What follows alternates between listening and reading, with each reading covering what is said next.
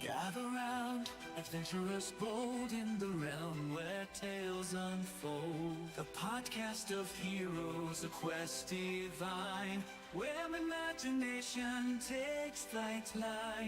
Let's combine. Roll the dice, let the story begin. Monsters and magic, the battles within. From dragons to dungeons, a thrilling ride. Action Surge podcast where legends collide. Action Surge, it's time to embark on a podcast journey where dungeons fall. Venture forth with the warriors true in the world of D&D. We welcome you.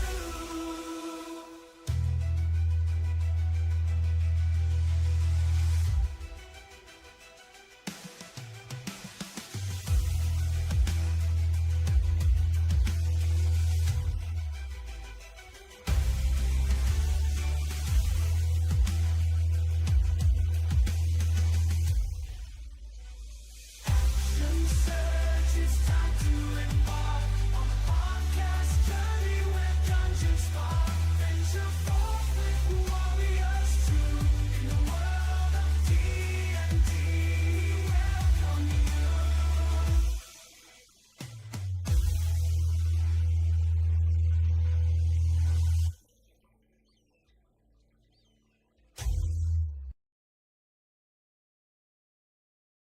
We're transitioning to the desktop. Oh no, it's starting over. Don't let it start over. Oh no. Oh no! Oh well. Okay, that's enough of that. There we go. I fixed it. Meanwhile, back. Okay, so you guys have had the long rest at the Sapphire Mage's castle, and you guys have had like taken a long rest since then, and you guys have made your way back to the World Serpent Inn with the direction of Peen leading you back to the World Serpent Inn through the ethereal plane.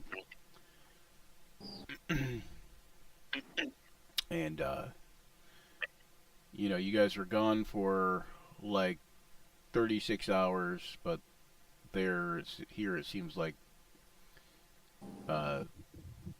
36 minutes. Yeah. Didn't Something seem along very those long. lines.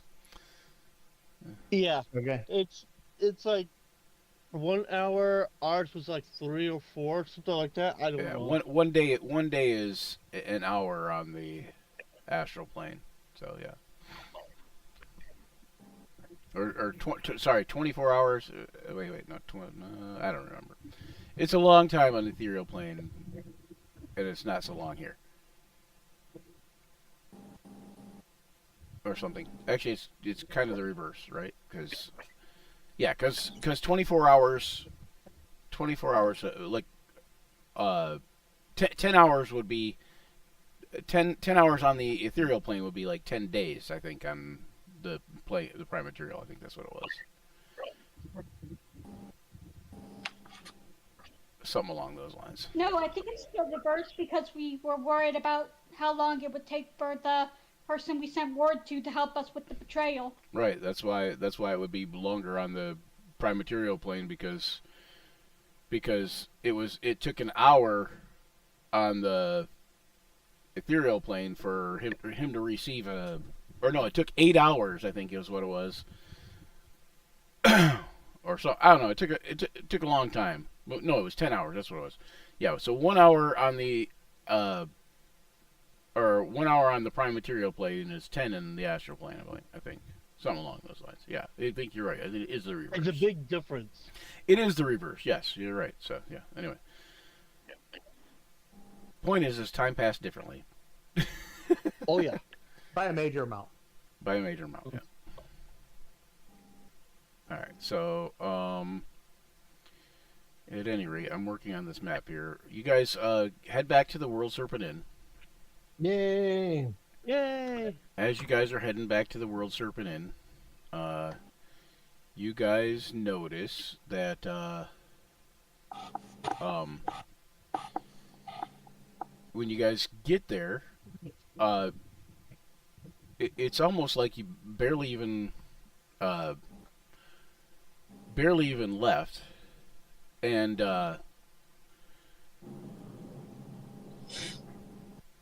you know Mitchifer's at the counter, and he's like, "Welcome back, friends," and he's very happy to see you guys, and ask you if you want a round of drinks or whatever, and you know, kind of goes from there.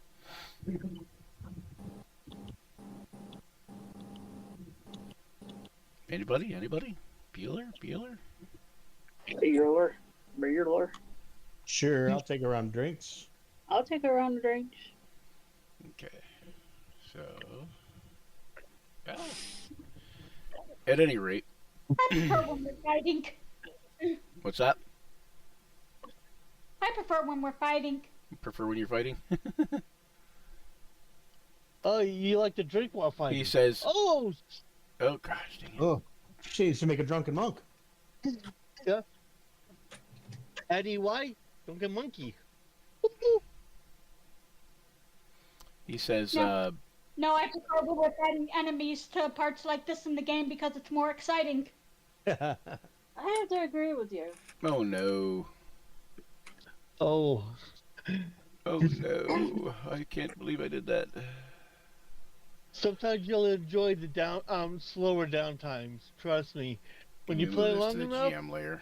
you would enjoy the slower times as well as the combat times. Come on. There we go. Holy. It's okay. I'm gonna fix this because I did something bad. That looks kind of cool. Something fancy again. Huh? There we go. What, Luther? Why did it do this? There we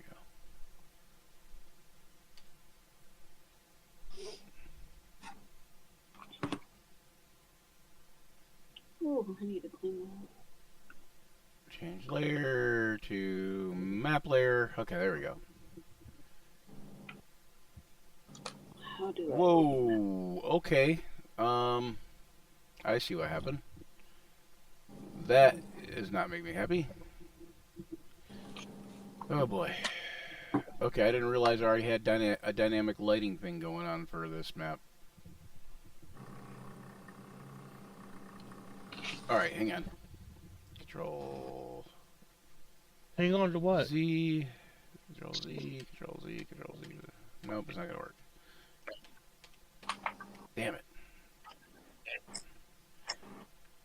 Alright, we're gonna fix this by not fixing it. Hang on, let's see. Do I have dynamic lighting turned on? No, I don't. Good. Okay, good deal.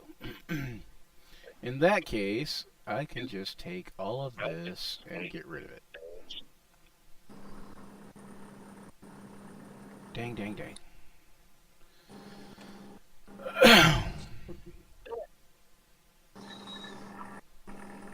I While don't know we're what trying to layer figure that's this on. out,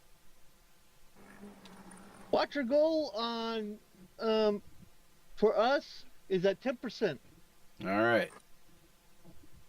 And what's the Watcher goal for? From Watcher of Realms. Watcher of Realms. Yeah, so that's a game we're involved I'm with. still plodding Involved along. with.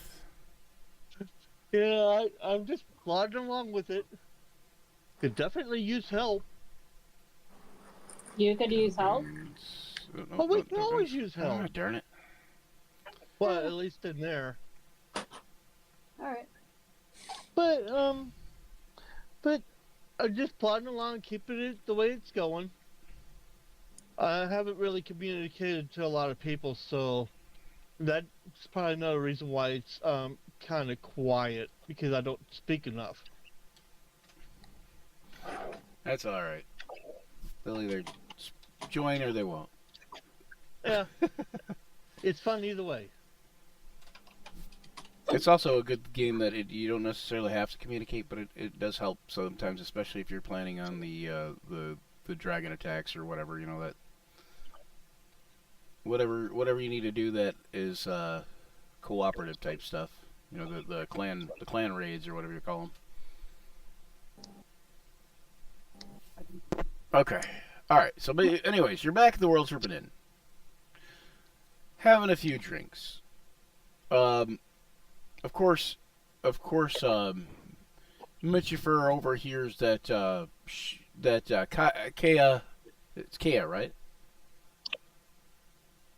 Yeah, Kea. Kea prefers fighting, and says, well, you know, there's always the sparring pit, and you know, kind of refers you to a small little area where you could go and practice fighting or sparring with people and such. Cool. And he says, I trust your trip was a pleasant one.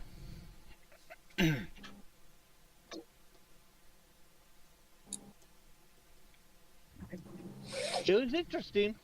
He says, well, I hate to admit, but I kind of let the beans spill a little, and well, you know, I know you aren't necessarily per se out to be emissaries as a career, but I kind of let it spill that you were working as emissaries for Arabelle, and well, one thing got to another, and well,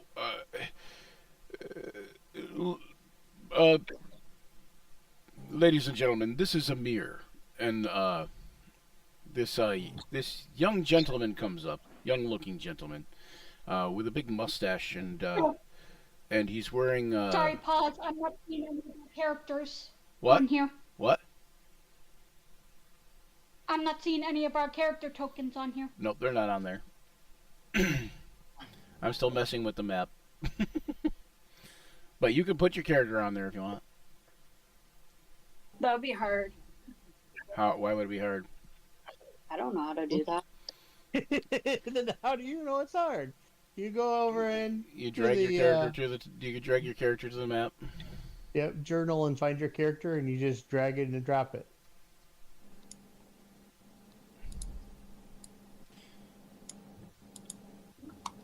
Eh. Dang it. Okay.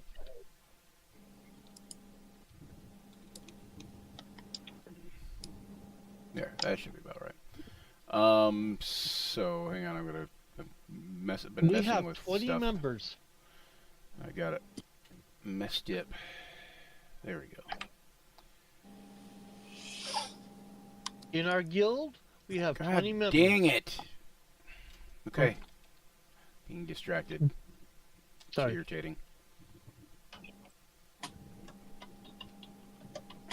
And I'm hitting the wrong keys. I'm hitting the wrong things constantly. There we go. That works. Why does it have everybody? What the hell is going on right now? There we go. All right, here I will put you all on the thing so you guys can. There you go. Garnet put himself on there. I don't know why, but nobody's character's coming up for me, so. Yeah. Well, I wasn't messing with my character Neither was I. on that part. I didn't say you were. I just Well, said nobody's I'm not- characters are coming up for me.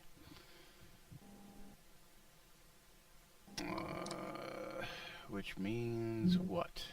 Where are your characters at? Are you under Audubious's Main tower? characters. What? Under main characters. Yeah, it's not showing up for me. Oh, okay. Ah, there it is. Yes, it is. Okay, I found it. Woohoo! Okay, there's Luther. There's Tharja. Why is Luther sideways? He's taking a nap. I guess. Oh, sorry. Gavor.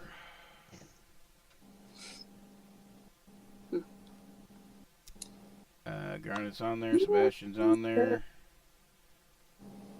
And where's Kea? There she is. There's Kea. Alright. So you guys may position yourselves on the map however you would like to. That kind of thing. Put yourselves wherever. But, at any rate, I lost my page.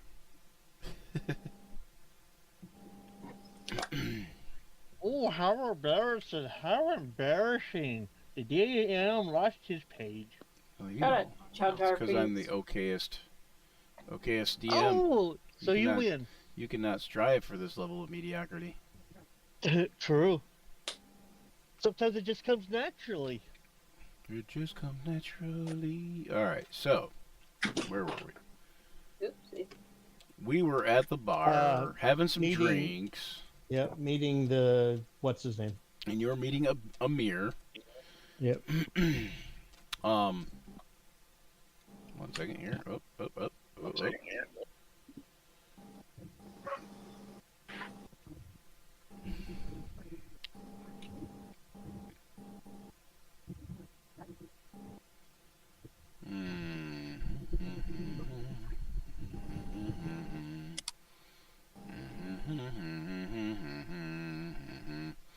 Yeah, this is a little very rough. Like, see, some people like talk about how detailed some of the old stuff was, and some people don't realize that not all of it was that way. A lot of it was very much the opposite. It was very much like these are the characters. This is where it's supposed to take place. Here you go, run with it. Sometimes we'd use Legos as a character Yeah, Yep. or dice. something like that. All right. And sometimes that character would have about as much depth as a Lego. Yep. Alright. But anyway, so, hail and well met, adventurers. Welcome to the realm of imagination and dice rolls. Action surge, where epic tales unfold, dragons breathe fire, and heroes rise against the darkness. Join us as we embark upon the journey through the fantastical world of Dungeons and Dragons. So grab your dice, sharpen your wits, and prepare to immerse yourself in a story where anything is possible. We'll tell tales of valor, weave stories that will echo through the ages, and talk a lot of trash, because the action starts now. Alright, so where we're at, in the Midgard Inn there, the World Serpent Inn, you meet up with a young man with a mustache. He introduces himself as Amir Ben Abbas. He looks a lot like a human, except for there's something almost otherworldly about him. And I think Garnet can probably relate the most, although it's hard to tell why he looks different. I have a question. Okay. Would it be related to? Does he seem like more celestial or demonic type? Neither. Okay.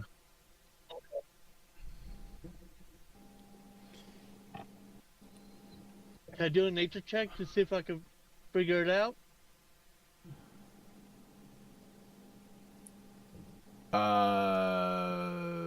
Hold on one second. Oh wait, I take that back. His name is not Amir. His name is Abdul. That's what it is. Abdul. Abdul. Yes. Can I make a perception check to try to figure it out? Sure. And my everybody perception sucks. can make a perception check. Garnet, you'll have an advantage.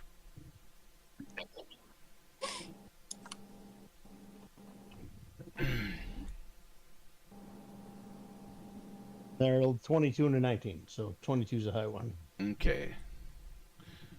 So Garnet and Serafina, Kea.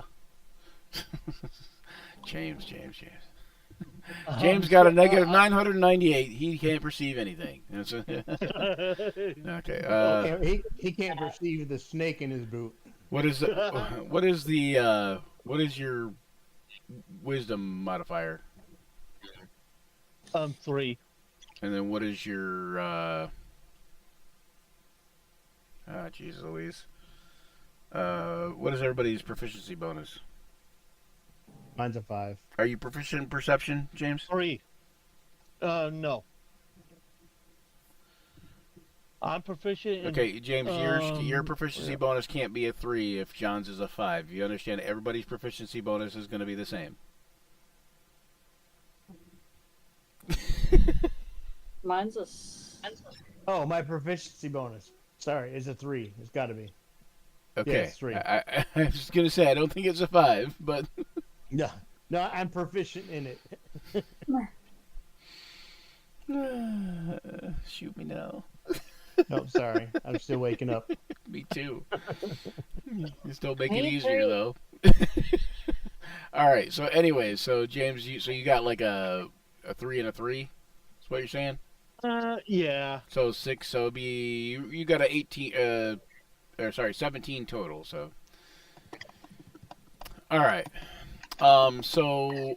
Hey, Luther, I don't see a roll from you. make the book good. Oh, I'm sorry.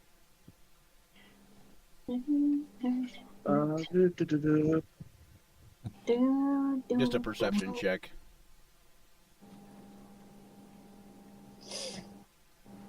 Okay, Luther's kind of off in his own little world, looking at the murky, cloudy area. You know, like kind of how the scenery kind of fades into almost like a murkiness and almost like a foggy background.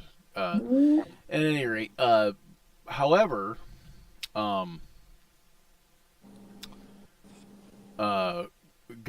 and Kea and Gavor, you all recognize the thing that you see about him that's kind of noticeably different is he's got this almost primal aura, elemental in nature. You think for a moment that he might be an air genasi, but it's not quite that. It's something else.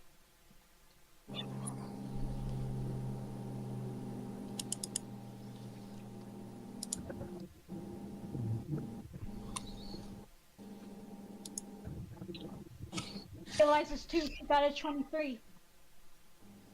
What was that? I hear him out. What did you say, Shay?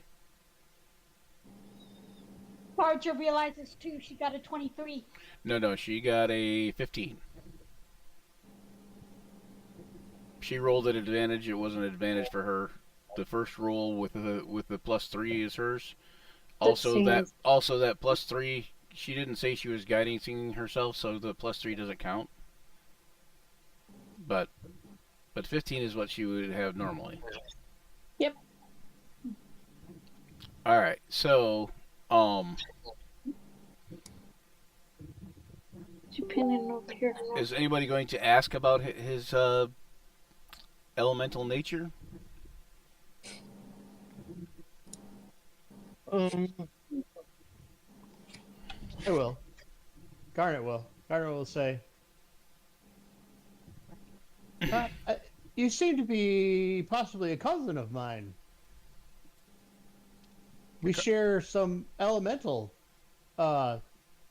features that remind me of myself. Can you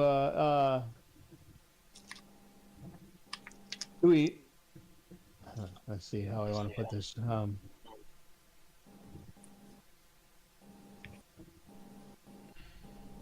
I guessing correctly? He says, cousin? Perhaps, he says, although I am not of the earthly persuasion, he says, I am an air elemental. I am from the elemental plane of air. My name is Abdul.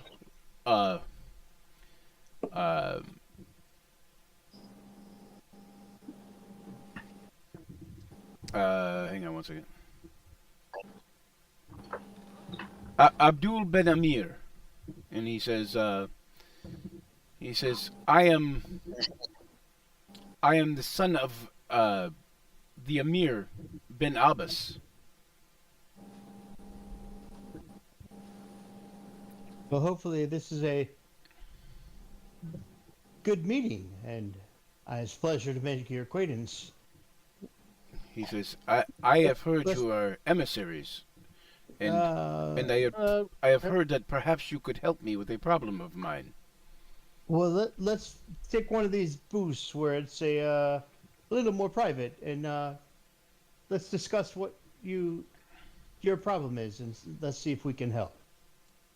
Okay, he says, agreed, and he goes and he sits down. You notice his clothes are like probably the finest tailored clothes, you know, that you've seen on a person, or like that you've seen on most people. You know, like as fine as any you've seen, anyways. And probably they're somewhat magical. Um, you guys go and sit down. You wanna? We'll pick a booth over here. We'll have you guys sit down over here somewhere. Just drag you over yonder. Just dragging us along. Just dragging along. Dragging along. At any rate, so he comes and sits down with you, and he says, um, he says, I am the Prince of the Jan.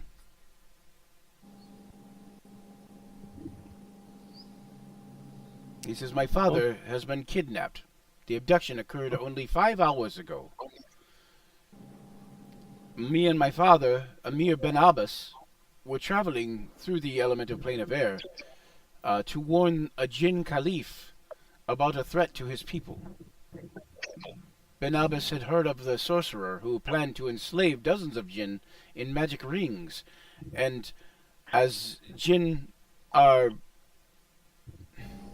normally disposed to their freedom, it would be a very bad thing. He says, my father wanted to warn his ally directly. As custom, he had not even told me most of the details of this until we were on our way. As we were flying, a great storm surrounded us, full of noises like blowing sand, and when it ended, my father was gone.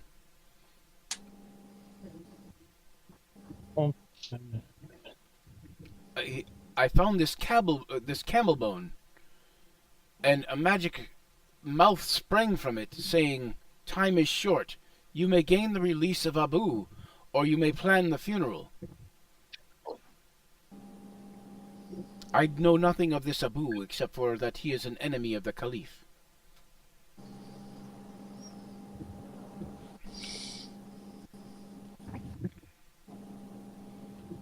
He says, I fear us Jan are of two worlds. He says, although I am like you in some respects, I am not a Genasi, and I am more centered in the prime material plane here. And so I fear that no Jan can survive away from the prime material plane for long. And so I worry for my father. He says, I can get 3 members of my father's tribe to help guide you. But he can guide you. They can guide you to the point where Ben Abbas vanished. But Any idea who would want to? He says, just enemies that I know of. Something having to do with this Abu.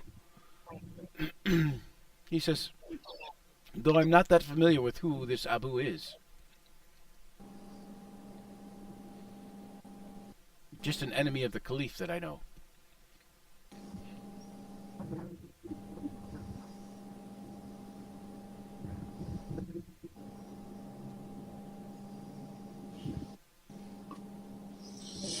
Any thoughts? I would like to make an insight check just to see how straightforward he's being. Okay.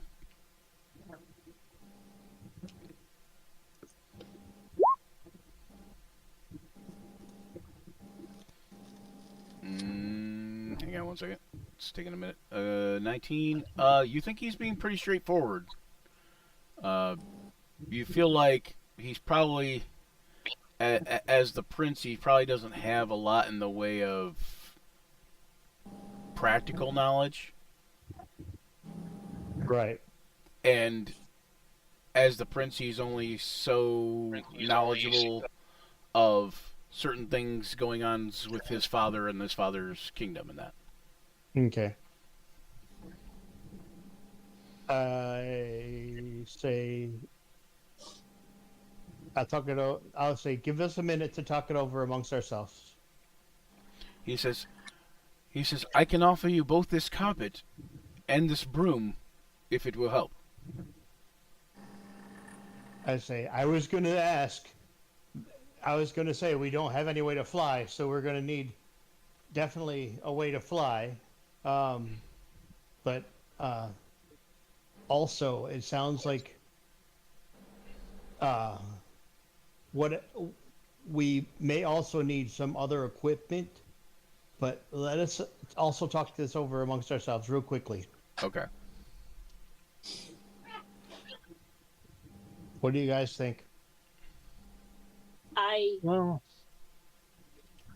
we kind of, Luther, you know as well as I know, it started all with Chloe, the Dryad, helping out with the blades and stuff. That looks like that's what we're supposed to do. When you guys go to maybe consult or ask about Grandolith, you notice that Grandolith is just missing. Seems to have walked off somewhere and disappeared, so to speak. Maybe we should just leave a message. Since he's not around, let's leave a message here for him if he shows up while we're gone. That sounds like a good idea. All right, so Does everybody have a magic weapon in this group? Yes.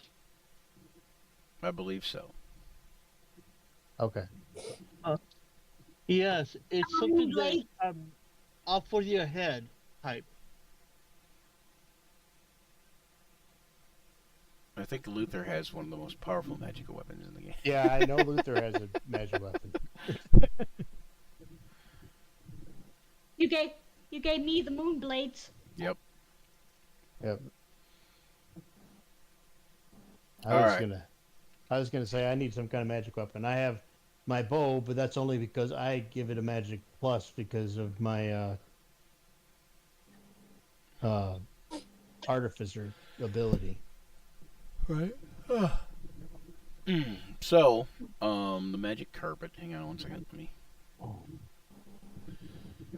Let me grab this page here. Man, my computer is doing some slow ass shiznit. Mine does the same. Mine doesn't usually, but for some reason today it is being a pain.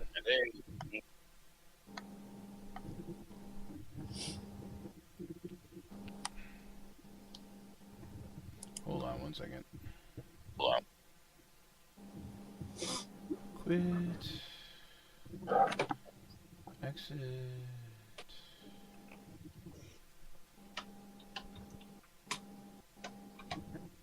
I was gonna look up something, I forgot what it was. Oh, I remember.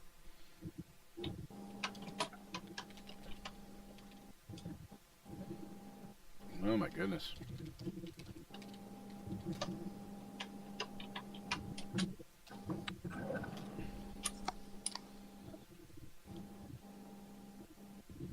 Okay, so it is a large carpet of flying and a broom of flying. The large carpet of flying is 6 feet by 9 feet. I believe it can hold 4 or 6 people.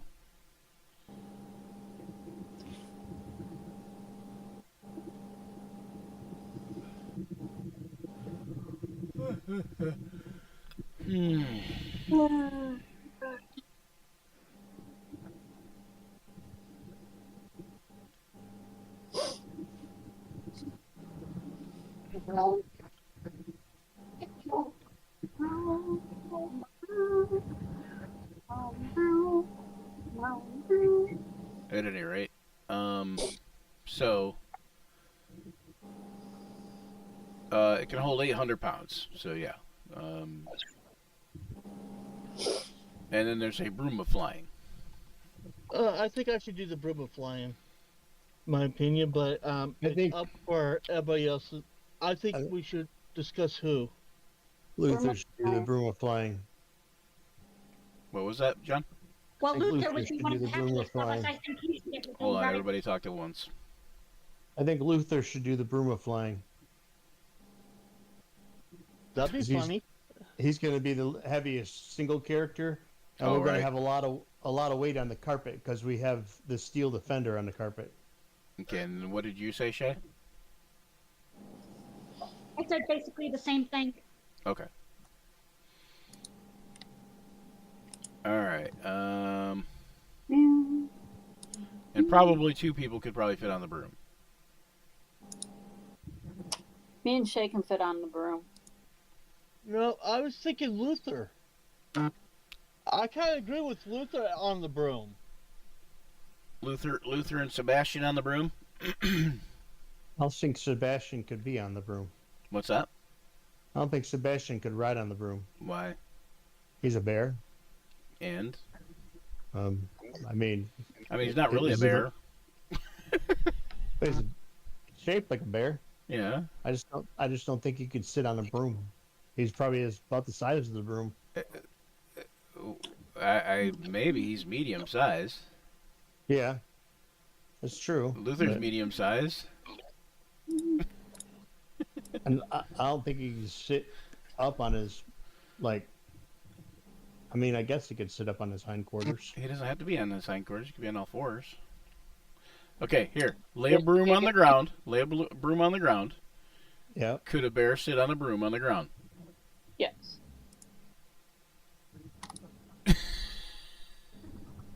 Now imagine that. Now imagine that broom flying. A bear lay on a broom on the ground? I mean, sit like a dog sits with its hind legs and its front legs all in like relatively close proximity of itself. Yeah, maybe, but I don't think somebody else could sit on it with it.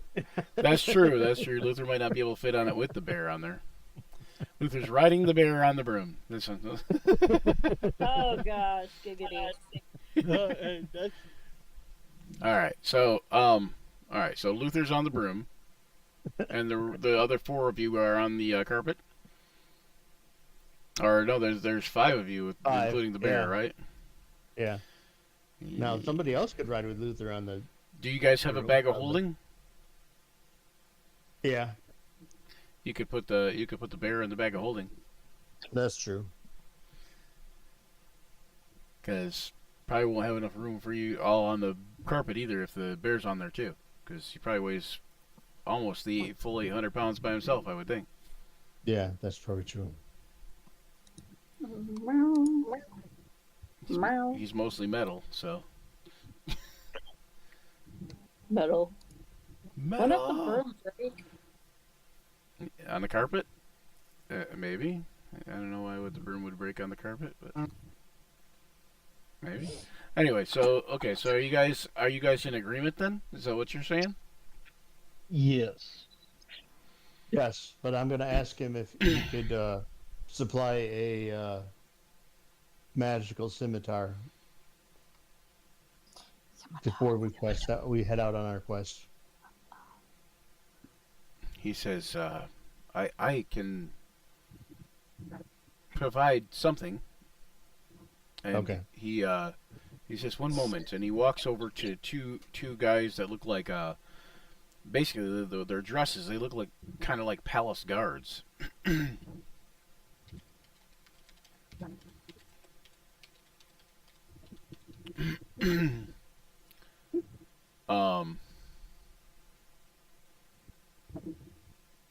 Hang on one second. And one of the guards bows and and then like he pulls a weapon out and hands it over to this this Jen, and this looks like a translucent weapon made of air, Oh. and it kind of like looks like it's swirling in his hands, and he brings it over to you. Okay. When you pick it up, it has almost no heft to it, Okay. and it is a scimitar of air.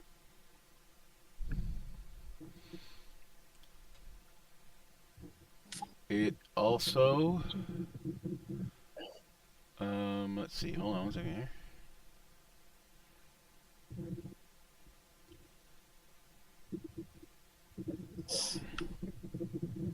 It also gives off like a radiant light in a 20-foot radius, like a torch. So it'd be bright light Right. 20 feet and dim light 20 feet. And its normal attack damage is 2d6, and once per round, while you're wielding the weapon, you can deflect a single ranged attack so that you take no damage or effects from it. Oh, nice. And it does. And keep in mind that's ranged attack, not just ranged weapons. So it'll deflect massive range. It doesn't deflect massive ranged weapons like a ballista or something like that, but arrows, crossbow bolts, magic missile. Agonizar Scorcher, stuff like that. Right. Any targeted ranged attacks.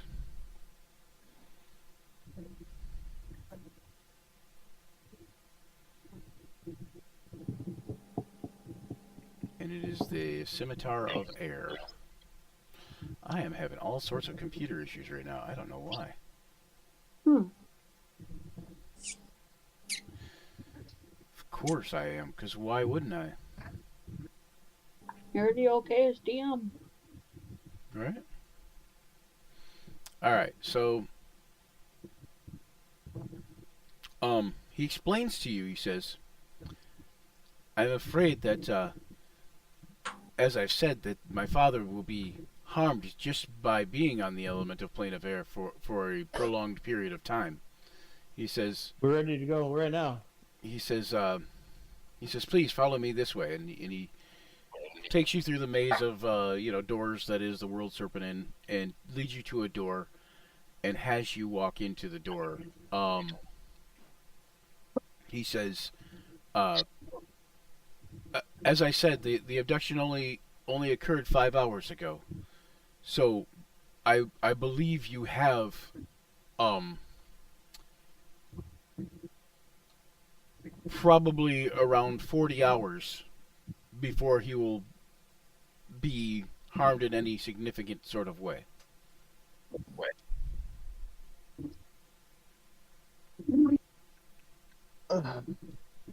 Hmm. All right. We are ready to depart. Okay, you guys gonna We're walk good. through the door? Yep. We'll go through the door. Alright, you guys walk through the door and find yourself transported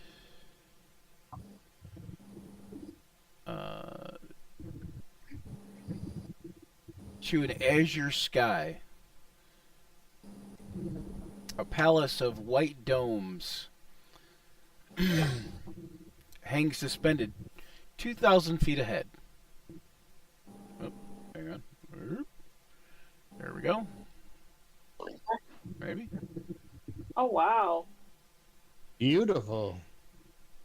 Looks like something. Hang on, I think we got the I got the size wrong on here, but Now that map looks awesome. it's kind of about the right size. Anyways, it's going to be different because it's going to be different as you go further in toward the palace. Right. But either way, the grid doesn't matter so much at this point. 2,000 feet ahead of you see a white palace of white domes and spires gleaming in all directions. It is the landhold of a genie sheik whose name is Nabi. One of the guardsmen, the palace guards that are with you, they basically tell you about this. Nabi. Nabby.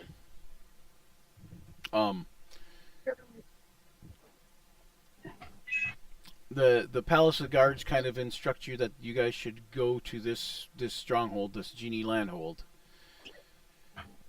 and kind of await your instructions, like, or await your move, kind of thing. They kind of like wait for you to move on ahead, kind of thing.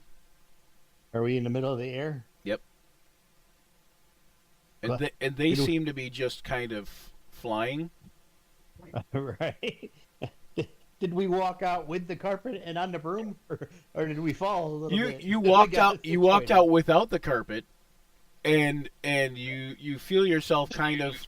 You realize as you're standing there, you guys realize that now you are like the thing seems to be getting higher in the air, but the whole area seems windy and such. So you realize that you are indeed falling.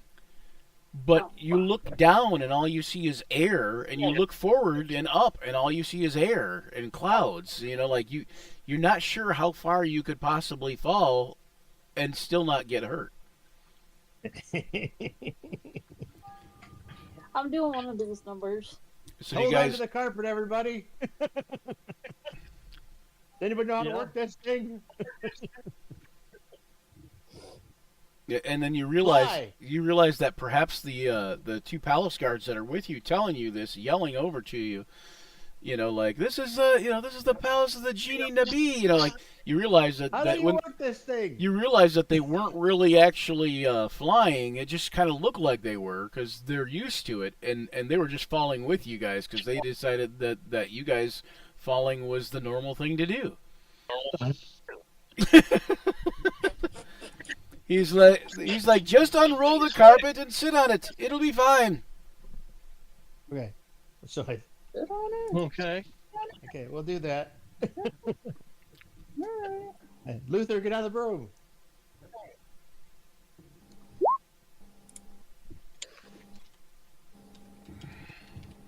Perception check. Just yell scream the whole time.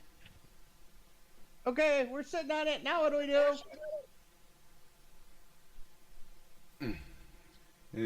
As soon as you sit on it, everything slows down and you slow down the falling, and you can see it like you can still see the thing up ahead, like 2,000 feet in the distance, but it is just massive, and it seems like even though you seem to have fallen for a minute or two, it seems to like you haven't fallen that far past it or anything, you know. All right. Luther, did you get on the broom, Luther? Zach, Luther. Luther. Luther. he's trying to respond. That I would hope so. Okay, so Luther gets on the broom and you guys are all kind of flying. At which point the palace guards fly, and you notice they're flying toward the palace, but they're flying slowly to make sure you guys are kind of staying caught up or staying with them because they know that you guys are ultimately the emissaries. I had this covered, guys. I had Featherfall ready to go in case we couldn't figure this out. I'm glad you had it. I could flat. China would float. She'd be fine. Okay, But me, not so much. are you guys going to go ahead and approach the palace? Yeah. Okay, this thing is absolutely massive, and as you approach, you notice a young boy, flying out towards you, and you notice he is wearing a red silk vest, and I'm gonna change into my fine clothes as we're heading towards it. okay, and he is Are you like you doing this magically somehow? Or are you like all Superman in a phone booth on the carpet kind of thing? Oh, On the carpet. you know, like Yep. Just you're on about the to fall carpet. off the carpet, trying to change your clothes.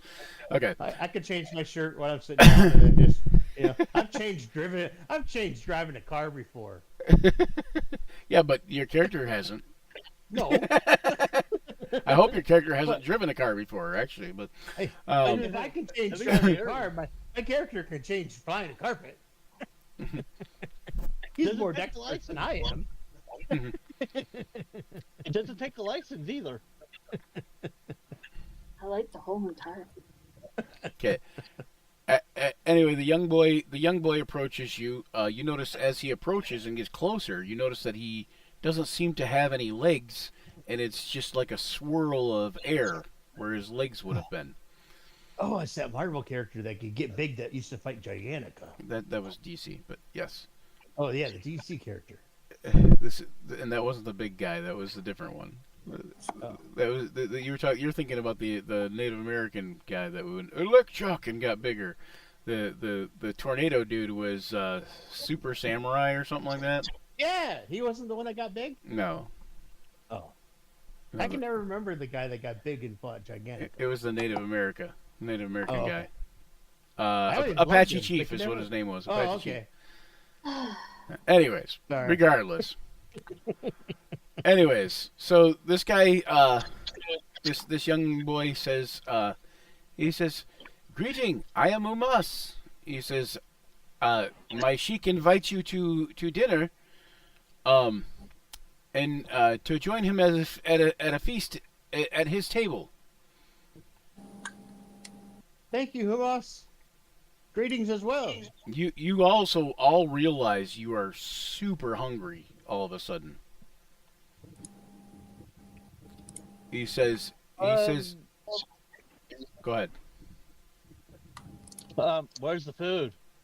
Okay, he says at the sheik's table in the palace, and he kind of like motions toward the palace, and he says, "Come with me," and he kind of like starts flying off toward the palace. Faster, faster, faster. Hurry up, carpet.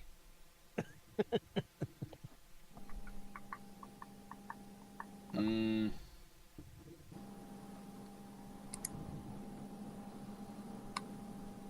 Okay. I can't drive 85.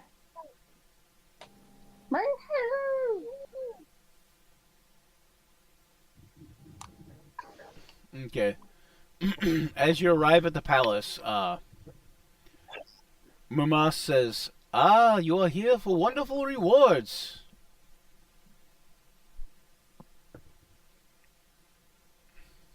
Oh, well, yes. That would be great, but we are here to find whatever the missing guy's name is. You're gonna say the missing guy's name? Yep. And he says, "Ah, then please come with me," and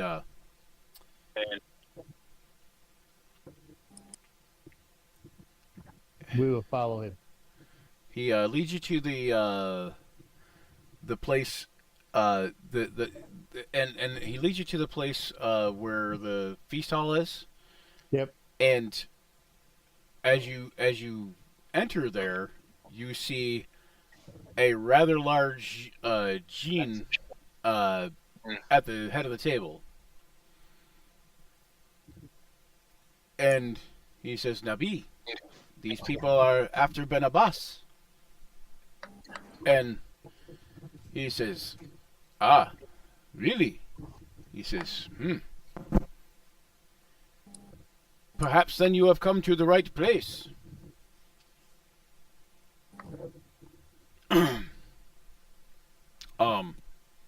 Yeah, 1 second here.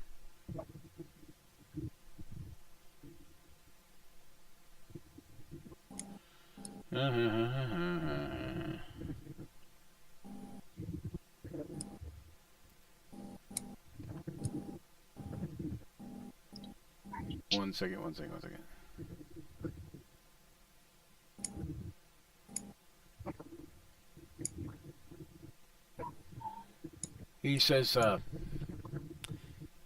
he says, you have met Mumas. He says, I am Khalid. He says, I am in charge of the Caliph's everyday like day-to-day goings on type stuff. Like he's basically like a chamberlain. Daily planner. Yeah, he's basically like a chamberlain. Yeah. So you notice he's carrying a large scimitar on his side. He's about 13 feet tall.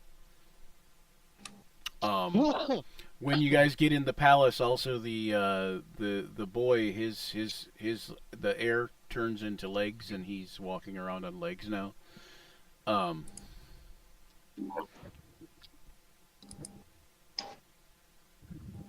He says, I think you have perhaps come to the right place at the right time. He says, you see, the person you are seeking is in violation of certain things.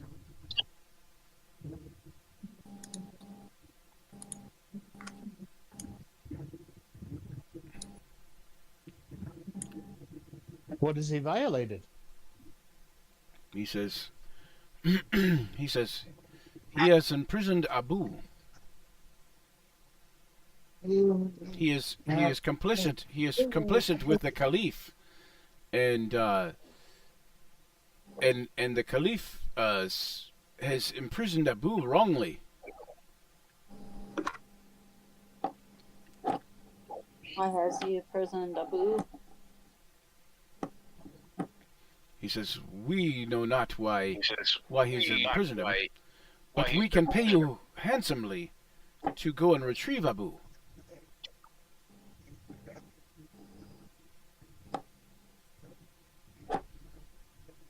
Should we retrieve Abu or should we not?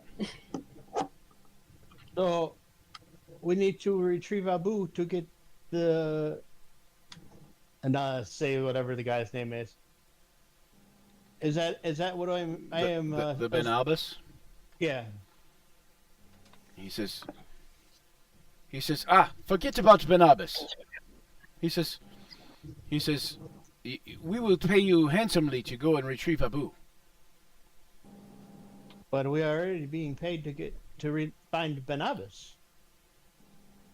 You see him. You see him. He looks kind of angry. He says, I will test your own judgment. There were once two pickpockets, and both of them jostled their victims and were caught. The first went brazenly to the constable and complained that his victim had robbed him. The second was humiliated and stabbed his victim quickly so that nobody would know of his crime. Which of these thieves was the least evil?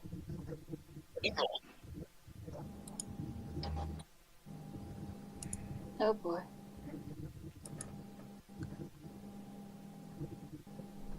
The constable who heard the crime. What'd you say? I was joking. I said the constable who was listening to the crime. Yeah.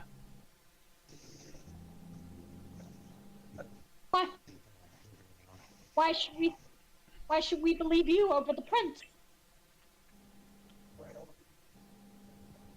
Believe me about what? That Abu is the one who deserves to be saved. The second was least evil. He We gotta says, say one of the two evils.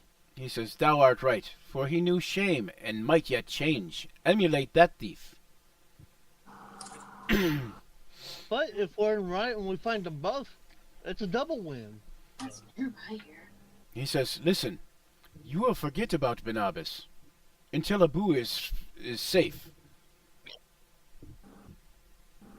When do we take orders from you? Where is Abu? Where's a boo boo? I didn't catch what you said, Shay. John. Since when do we take orders from you? We make our judgments ourselves. He says, ha! Is that so? you all feel very strong arms grabbing the backs of your arms. Really? And you notice that with barely a sound, there are several guards holding you from behind, kind of like grabbing onto your arms. And he says, "Then I fear we are at an impasse, and you will rot in my dungeon." If I have something to say about it. No, this is my opinion, guys.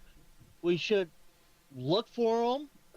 Stop mouthing off to guests, to someone else's home, because how would you like it if I come into your home and insulted you? That's not nice. That's not proper. So I'm thinking we should listen and help. Where do we find Abu?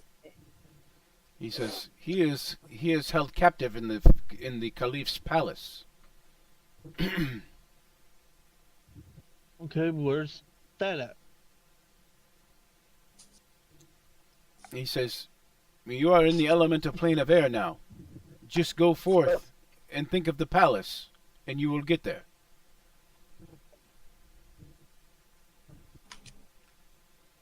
How do we recognize Abu? He says, "Abu looks like us," and you realize he's saying that he's a genie. Send someone with us so we know which one Abu is. He says, "Very well. I will." He says, "I will let you select one at random, and go ahead How and many? roll a d6." Okay. They all also lighten their grip on you. They also like let you go, kind of like realizing that you seem to be cooperative at this point. A 2. Can I please just sap one? No. I mean, he No says, need to do it. you point randomly at one of the genie bodyguards, and he says, "Ah, you have chosen Assad. You have chosen wisely." So Assad is the name of the genie bodyguard that's going to be going with you.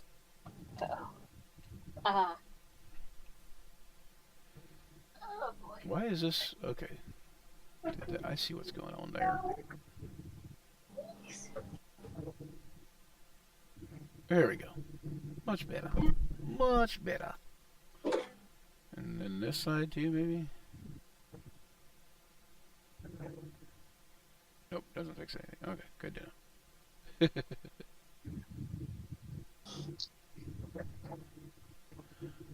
Alright, so,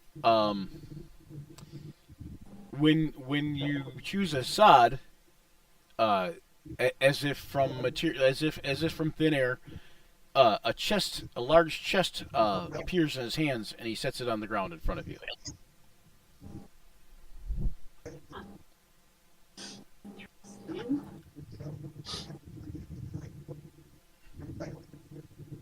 Okay. Very interesting. Is this payment for us? He says, "Yes, this is a tribute from Assad. He is one of the viziers. Okay. He is also your bodyguard, and he says there is 500 gold pieces worth of perfume in there, as well as tribute of 100 gold pieces each." Okay.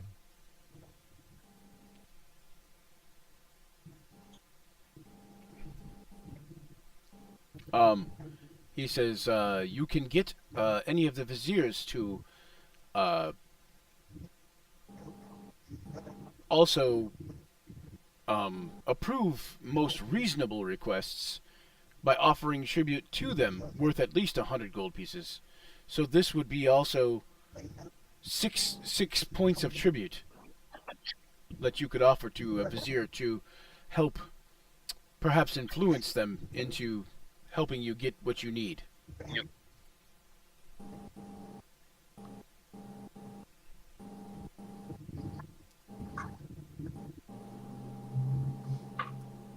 Understood.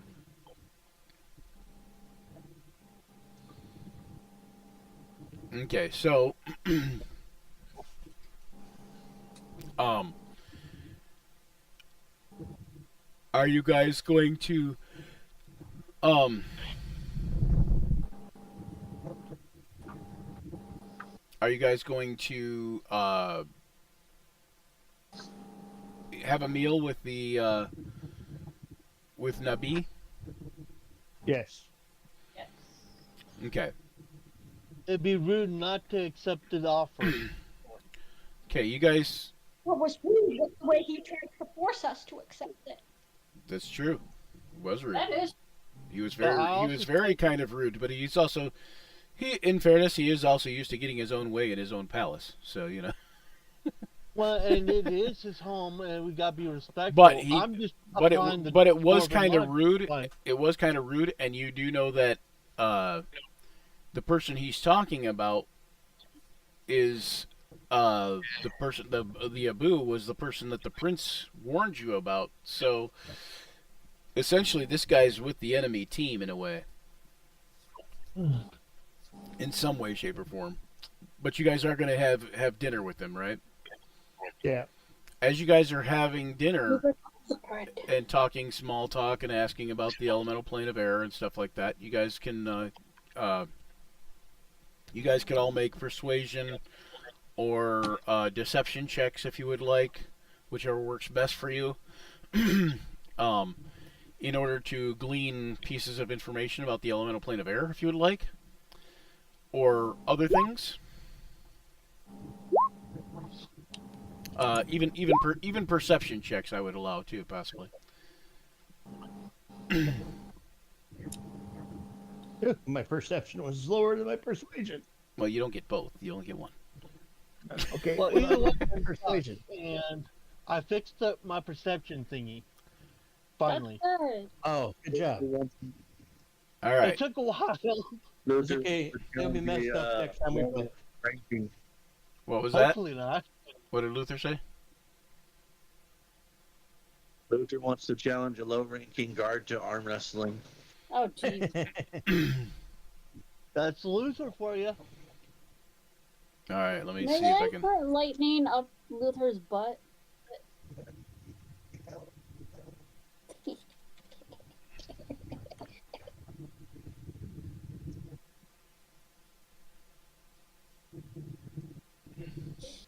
All right. Let's see here.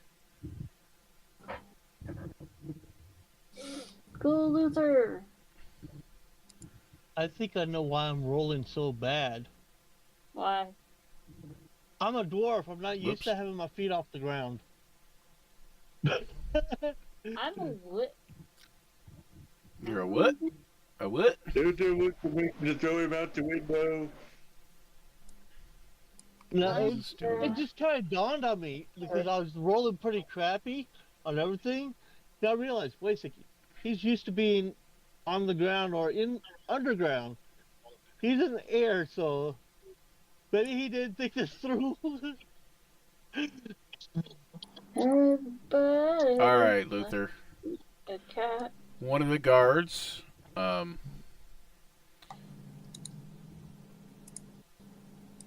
Roll 1d6 if you want to choose one randomly, like one randomly, or do you want to choose Assad, the one that's supposed to help you guys out? He's just trying to find like the lowest ranking guy. You know, just trying to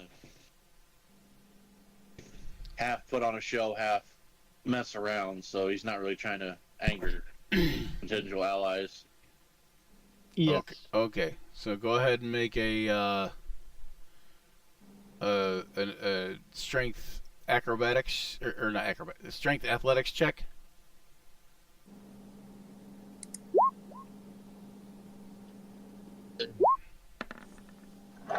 Okay, you were able to beat him at arm wrestling. Ah, it's, he applauds you at your great strength. Yeah. This is just Luther trying to be buddies, honestly. And all right, so who I see Shay rolled a high roll, so you got a 22. James, you got a 25. Oh no, you're not at advantage, so 9. No, I crapped all my rolls. I was horrible. And then And the reason why I'm horrible is because I'm in the air. Ashley got 21. So it looks like only Shay. Shay, you noticed that during the dinner / conversation, you noticed that the boy that came out to meet you will say some stuff every once in a while, and the guy who appears to be the genie who owns the land, the landhold, the guy whose palace it is, kind of listens to the boy intently, and Shay, you know, Kea realizes that this genie that looks like he's in charge is not in charge at all. It is that boy.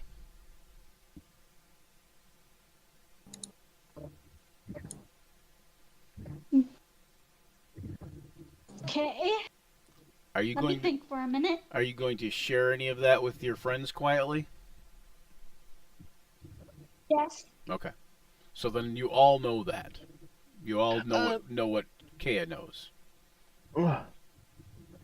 And I'm thinking, he's thinking in his, Gavor's thinking in his head, are you sure it's not the genie? I don't think the kid should be the one in charge. I think that genie's in charge.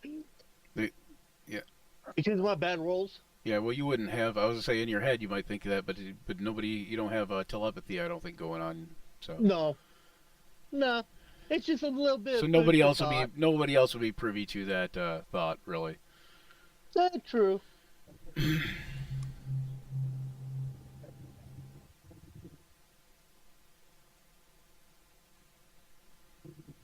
All right, so you have several dinner takes it's several courses and it takes a few hours and such. You have time to think about stuff over that dinner.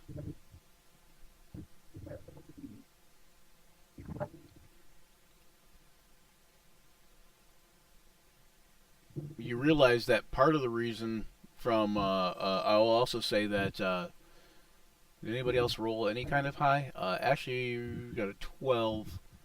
Garnet, yeah, I got a 12 on the Garnet, 13. you got a 12. Well, you got a 13 actually. So Yeah. you guys both realize that time goes faster here on the elemental plane of air, which is kind of similar how it went on the ethereal. Like it was faster going on the ethereal plane than it was on the normal plane.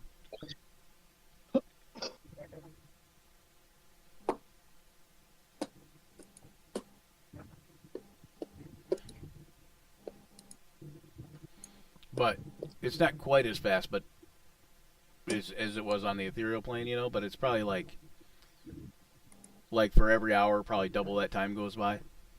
Right. So like here for like every hour that goes by, about 2 hours goes by on the regular plane. And then you realize, like, after knowing that, that's probably the reason you guys were so hungry so fast, is because you guys had just sat down to eat and then took a little trip, and then suddenly it was like hours had passed.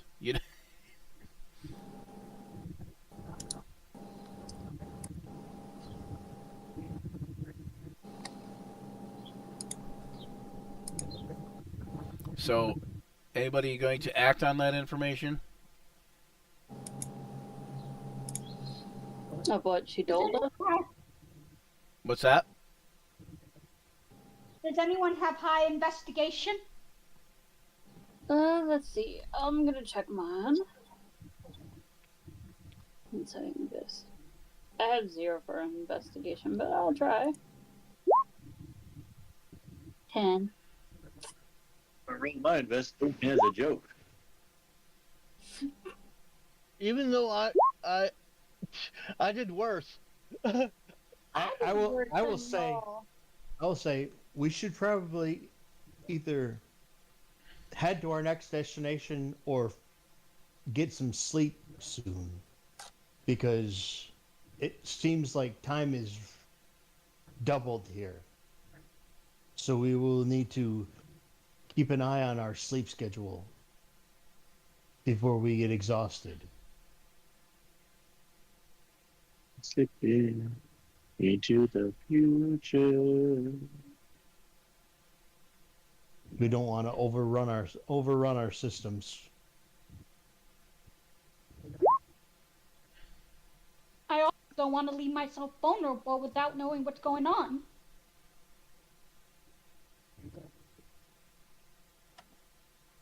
Don't Yes. worry, Kat. Kaya, you have me.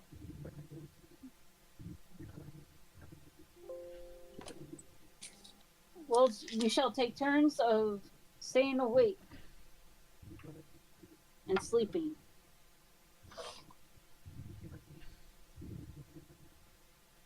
Okay.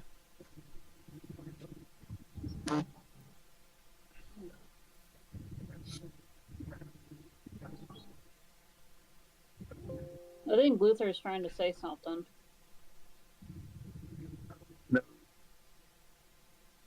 Was that a I no? was looking at something. I wasn't trying to say anything. I was just looking at something. Oh, what are you looking at? Audacity. The audacity. I'm really admiring the background. I'm sorry. Yeah. You like the floaty genie city? Dude, I want to make it a play map for Magic. The That'd floaty be genie perfect. city. D&D. All right. So It's a Silver City from Denver. from what? Silver City. Another? You're breaking up now, Luther, because I don't know why. Because we only get to hear you for 2 seconds out of any cast. That's how that works. If it's not you, it's James. If it's not James, it's someone else. Very true. Very true. Maybe. All right. So you guys set a watch. Everything goes by pretty uneventful.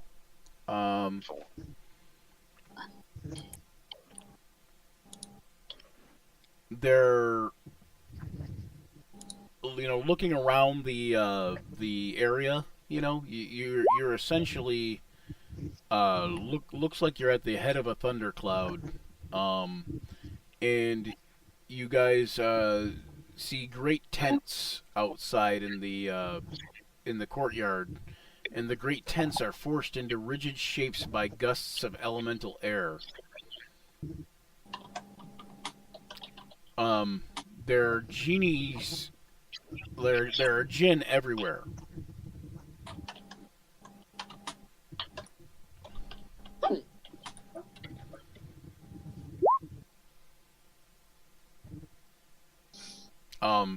And although you guys know you guys are pretty capable, if you guys were fighting an army of jinn or even a small army of jinn like this, you guys would probably lose really fast. Yeah, that's why I try not to piss them off.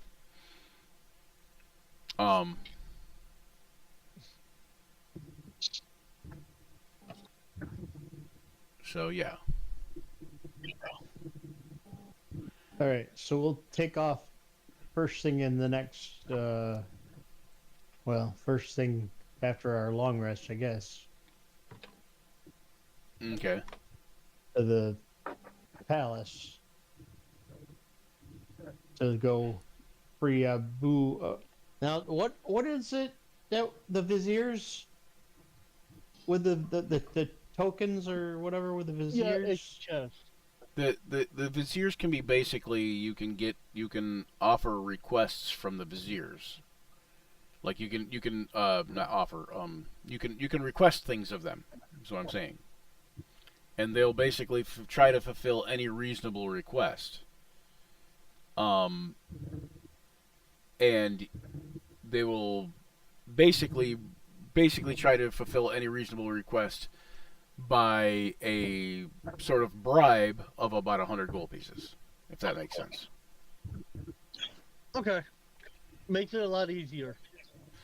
And you're told that the viziers will be at the caliph's palace, and so you can take the chest of 600 gold pieces worth of whatever, and bribe a vizier to fulfill a reasonable request. Yeah. Like, for instance, release this prisoner might be a reasonable request. But it might also not, because, whatever it is.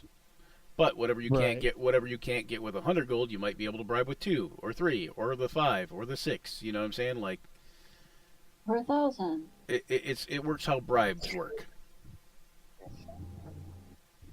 You know what I'm saying? Right.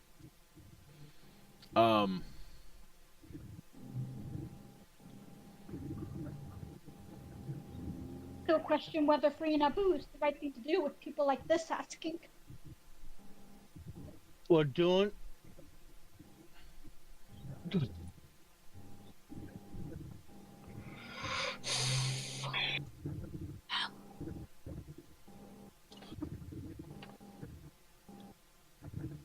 Okay. At any rate, so Yeah. you guys leave there. Yep. Yep. Okay, you guys leave there, and you guys head out.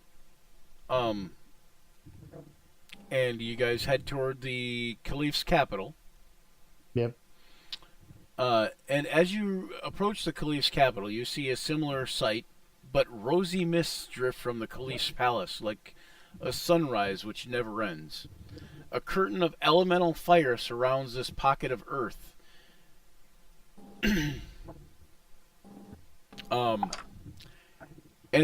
As you approach, you notice an exotic mix of aerial creatures dwelling around the city. You see strange-looking horses dancing about on the clouds, and airy dragons flying around the city. As you enter, you see bazaars and like marketing areas, like market areas, and where you can see merchants selling perfumes, incense, and things of the like.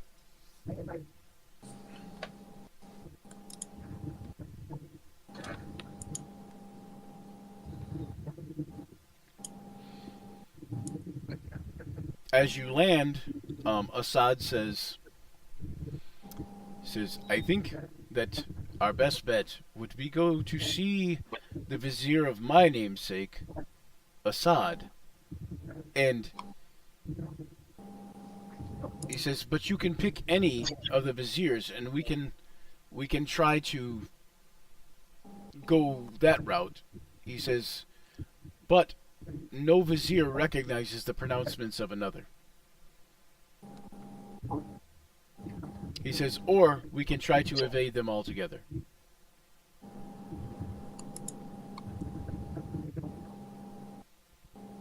Okay, you guys like kind of land in the market area, you know? Right. And he says we can try to invade them altogether. He says the Caliph restricts guides to keep potential invaders from scouting the area and all his sheikdoms, but his laws do not prevent air elementals from being guides. Uh-huh. He says, however, you can be punished for hiring one.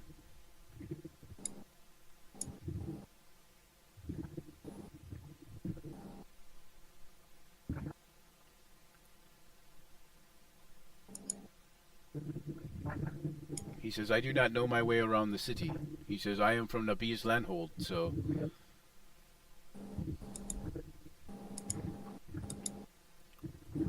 So, will you?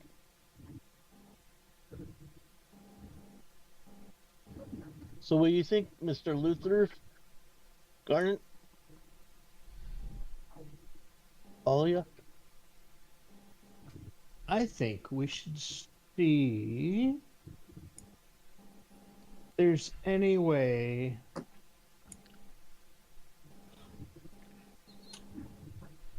to trap a djinn.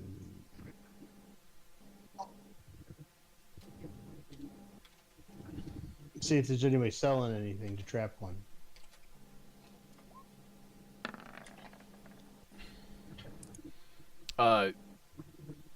You see that the djinn that's with you, when you say this, is kind of a little angered.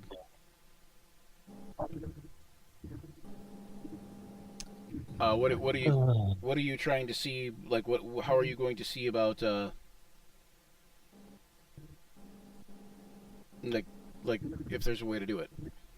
Like shackles or something. Put it in a bottle.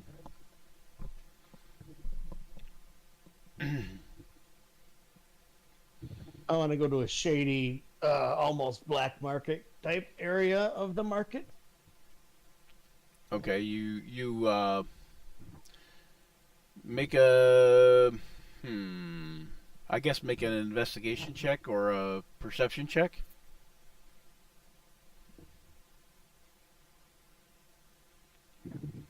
Okay, you find somebody over off in a like kind of a darker alley-ish area, and you notice that they seem to be kind of like eyes darting back and forth a bit, and you notice that they are surrounded by like 4 air elementals. All right, I'll approach him. Okay. He says, I'll be like, okay, go ahead. he says, "Good evening, my friends. I am Farouz. Well, how can I help you today? I'll be like, What I need to services make a- might I offer?" I need to make a prisoner exchange. He says, but I am sorry, I have no prisoners. No, I need to. These I air need to- elementals work for me freely. Yes, I need to capture a jinn and exchange him for another. But I need to be able to make sure that I can hold the jinn once I capture him. Until I need to free him. Do you have anything that I can hold a jinn with? He says, shh, keep your voice down. To even speak of such things is treason. He says, you do not do well on the elemental plane of air, especially in the Caliph city. And talk about imprisoning jinn. And he like looks around, and you look around and you see there's several jinn in the marketplace, including the one that you're traveling with. And every time you say anything about imprisoning a jinn, you can almost hear his butt clench. Butt clench. You can see his teeth grit, and he's kind of like angered at the thought that you would even mention such a thing. But he's there on the orders of Nabi, and he's going to do what he's told. So What about some sort of shackles that they can wear, he says, like my handcuffs? friends, I've warned you to keep your voice down. He says, I was trying to keep quiet. I cannot do business with this. I don't think I can Okay. do business with you. Do you know of someone that can? He says, further down this alley, you will meet my friend Farid, and he will help you out. Thank you. And I'll throw him a gold. He says, but also keep your voices down. And when you get down you guys go down the alleyway. Yep. The genie that's with you says, I don't like this area. He says it makes me nervous. And and as you're going down the alley, you see a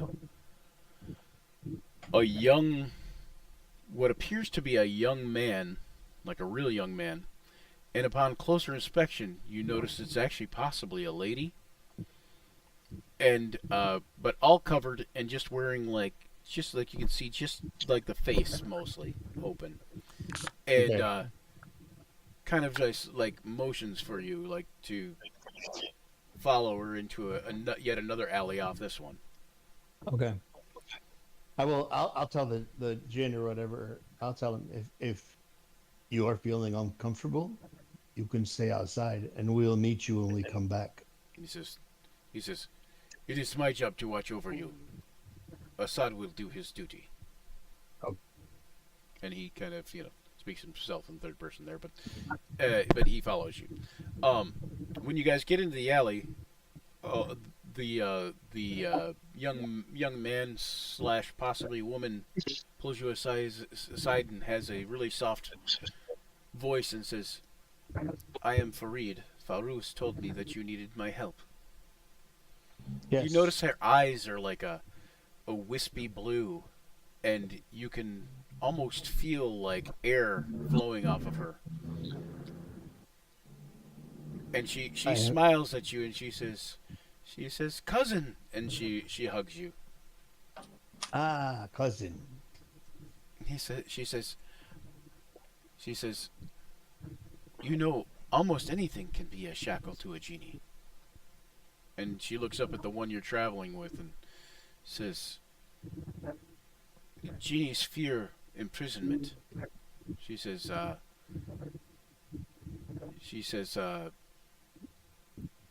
don't know that I feel comfortable with this one here, telling you about this stuff." He is bound as my bodyguard right now. She says, very well. She says, "Jinn are very duty bound. That is part of what makes them so tractable." And she says, "Hear this." And she says, "This will work." And she hands you a small ring. Ah. Exactly what I'm looking for.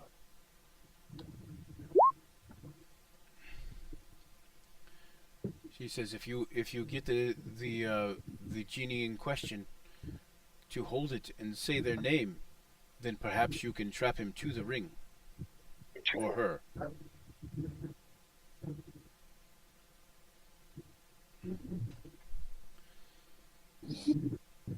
Good. And then when it is time to free the genie,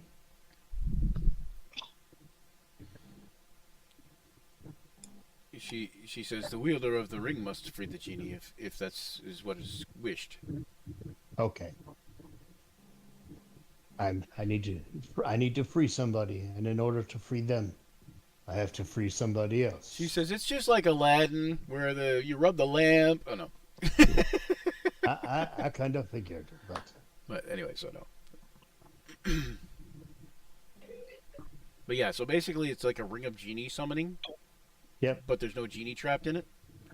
all And right. if you get the genie to put it on and say his name, or if you were able to get it on him and have him say his name, then perhaps it would work. So you're planning on trapping a genie, do you? Yeah, need to. How much for the ring? She says, "I can do no less than 2,000 gold." She says, even just having this conversation, I could be imprisoned for, well, forever, or beheaded, or worse. She says, "Have you ever seen someone impaled by a spike of air and ripped apart from the inside out?" No, and I do not want to. She says, "Nor do I. Nor do I wish to be that person."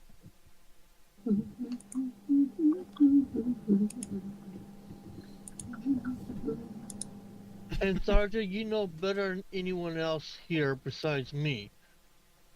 I don't like imprisonment. Okay. Hence why I Neither do I. left the trade. Neither do I. Do we want to buy this ring, people? Yes, you can buy the ring. Just keep it away from me and Gavor. Are you genies? Nope. No, they just don't like I'm a, imprisonment. nope. It just remembers I've done everybody. worse than that. Gavor's, how much Gavor's probably done a stint in imprisoned by Drow, so. Right. Well, I and figured. plus he was an ex-slaver too. Remember? Oh, you were a slaver. That's right. Yeah. So you weren't he wasn't imprisoned by Drow. He was just heavily coerced by Drow, trading slaves All with Drow. Yeah. I am a slave of Yeah. trades. Sergeant's the one that I freed. All right. So how much is in the chest?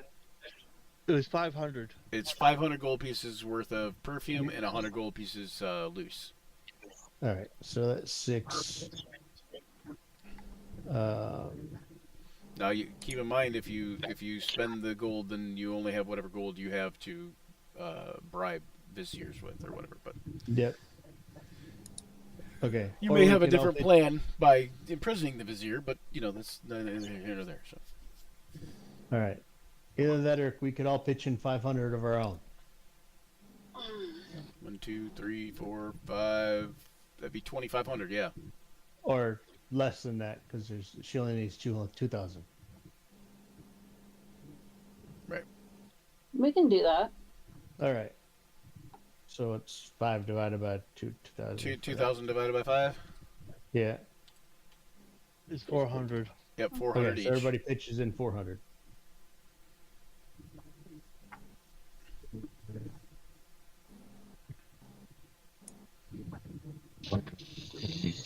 Grumble, grumble, grumble, grumble, grumble.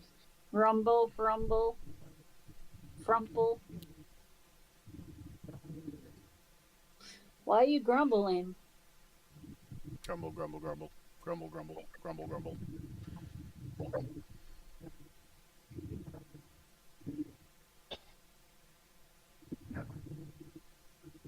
The DM, Brian, the DM knows why. If he looks at my alignment and my history, that's why I'm so grumbly about it. Ah. Dude, I can just look at it.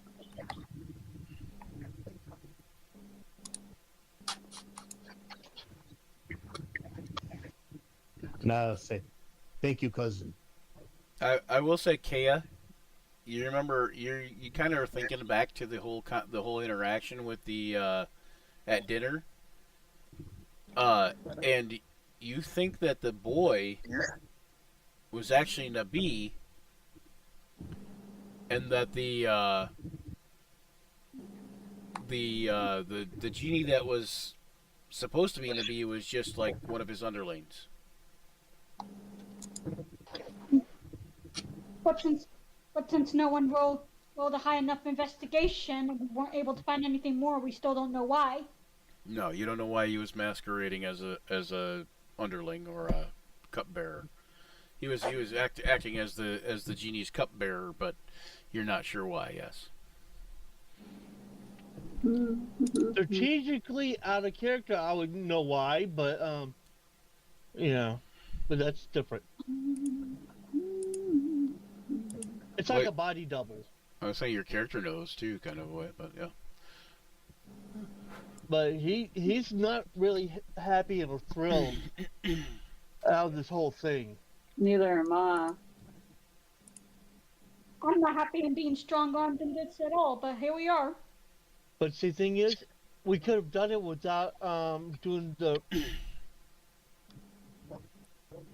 forced imprisonment and everything. Could have just talked and just walked and everything.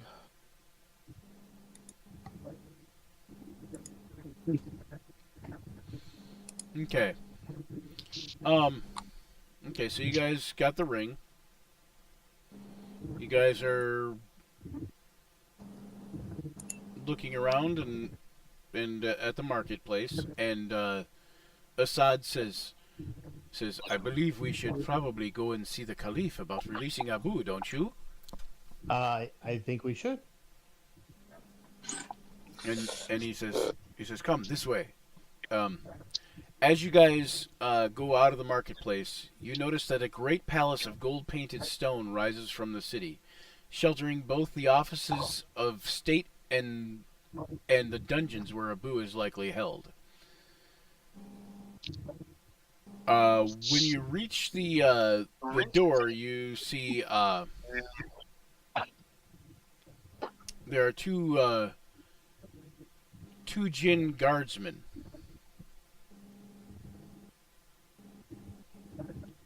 And they say they're wearing like sky blue outfits and armor, and they say, what do you need, citizen? And then they look at you and they say, you are a long way from home, Earth One. Yes, I need to speak to the Caliph about a kidnapping. The other one says, And then I'll mention the name of the person that got kidnapped. which is what name? I can't remember. Make a guess.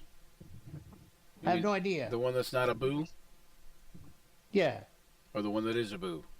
no, he's the one that's in the prison. So Ben Abbas. Yeah, He says, the Caliph has been expecting you. And he opens the door, and you guys head on in.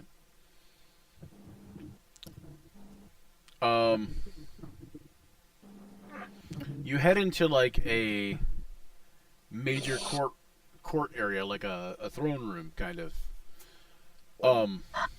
In the throne room, you see 6 viziers.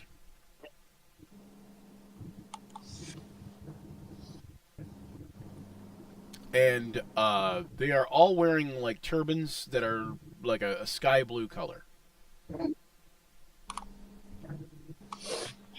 And they all look at you. They kind of are wondering what is going on. And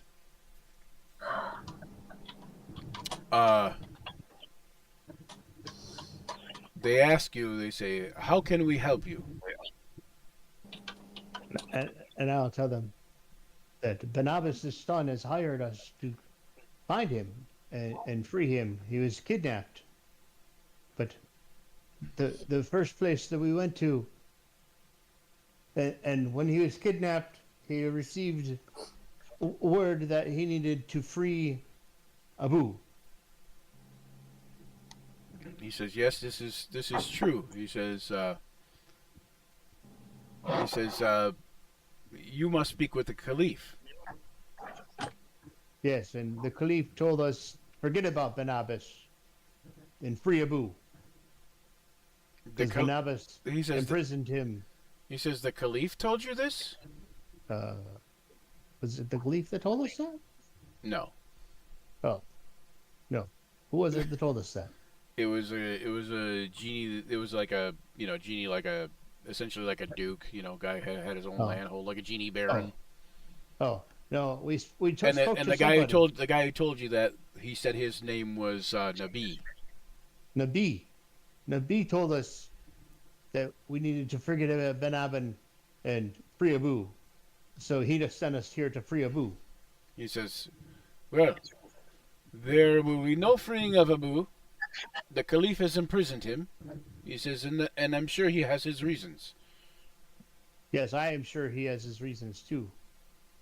And I'm sure Ben Abbas was not wrongfully to imprison Abu. I'm sure this Nabi is in the wrong. But He may we says- speak to the Caliph, please? He says, they all kind of look at each other and kind of like nod momentarily, like take a minute, and they start nodding and like, yeah, yes, we think you should. We think you should. He says, but there is a more dangerous prospect at hand, and you will understand that the Caliph will not be happy about which news you bring him. Correct? Yes. He says, one of them gets up from their thrones and walks over to a large central throne in the middle of the room. You can see, and over behind it, a door opens up. Like he taps a staff on the ground, and a door opens up behind the throne, kind of. And he says, "This way to the Caliph's offices." And he says, "You wait out here." And he takes the djinn that's with you, the bodyguard, Yep. and he kind of like just puts his hand at to like have him stay out there. And he kind of like looks a little nervous. Are you guys gonna let him stay out there? Yep. Okay. All right. So in the central office, you see the Caliph wearing a turban of pure white, sitting on a essentially like a slouch that makes his shoulder blades stick up. He looks at you and says,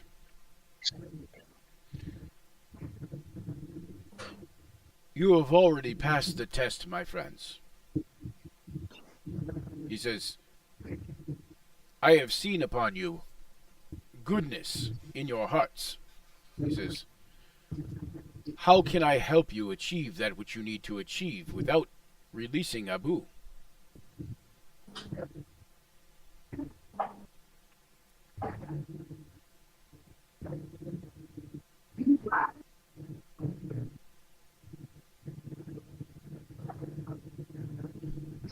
Anybody? Bueller? Bueller.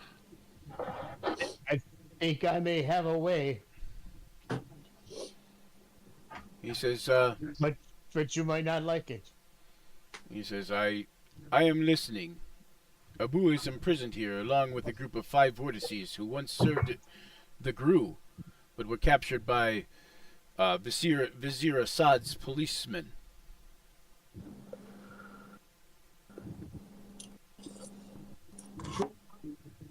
What if we imprison him in an object? He looks around. He sees that you're all like, none of you are jinn. And he says, "I realize you are not familiar with the customs of the elemental plane of air, and much even less so with the jinn. Otherwise you would know to speak of such things in my palace is high treason, and would result in your immediate death." I said it was an idea you would not like. But yes, I did not know it was high treason to speak of such a thing. He says, "We jinn fight hard against entrapment."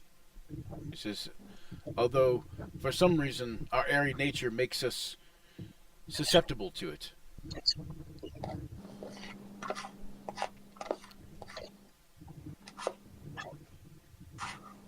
He says, he says,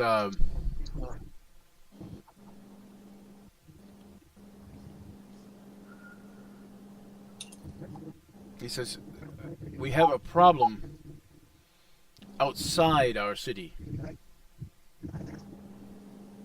He says, "I suppose I could let you trap Abu." He says, "But I'm not sure how that helps you achieve your goal. Please enlighten me." He says, "I will not give over the life of another genie to be entrapped. I would rather leave him imprisoned here in my palace for 1,000 eons."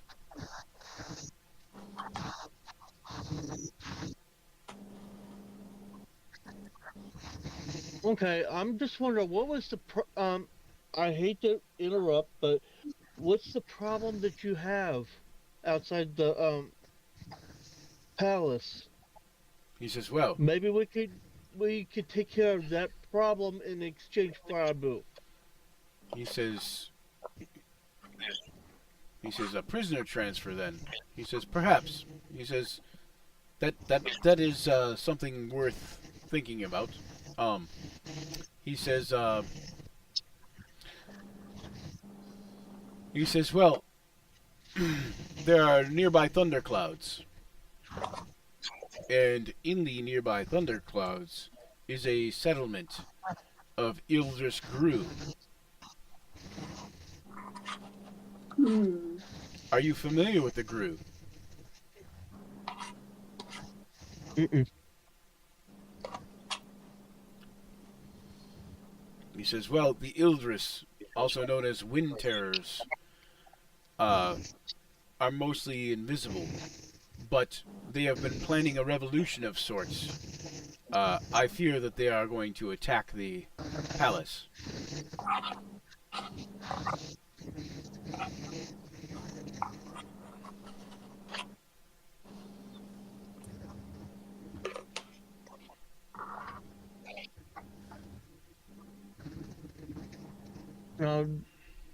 Now that seems like something I could. Guys, hello, y'all gotta speak up. Y'all. You're talking. Keep talking. Okay. Because of how I was raised and learned everything, I'm thinking this is the best bet to help defend and offset this rebellion in exchange for Abu so we can get the other guy and all this other stuff. And hopefully without really screwing up some more stuff. Because I really don't want to look into the orb of what not to do.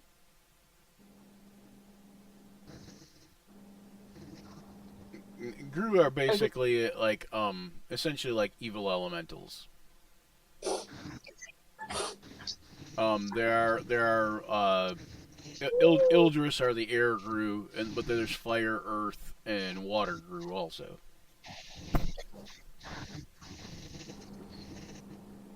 I suppose we could go try to take out your Gru issue. I have says- to agree with James. He says, if you can alleviate this problem and they do not attack the palace and eat the clouds around us, and these magical clouds and this the curtain of fire are the only thing that help keep our city afloat in the way that it is. If they are destroyed, then the city will soon fall and follow.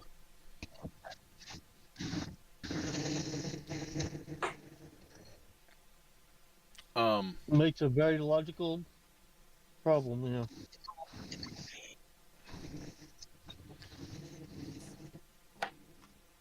He says, if you can take care of these Gru, he says, I will release the prisoner Abu to you.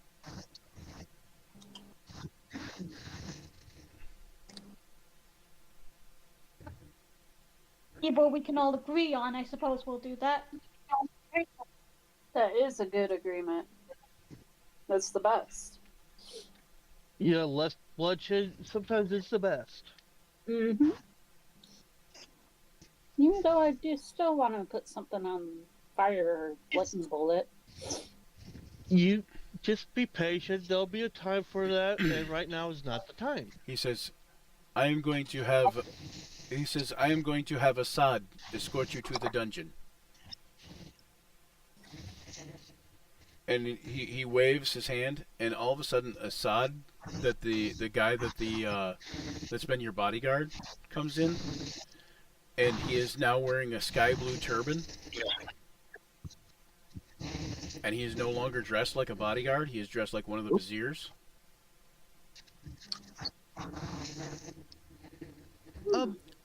Before I go, may I give you a gift? The Caliph, he says, Perhaps I do love gifts. Keep thinking. Let's see, what is it? Um,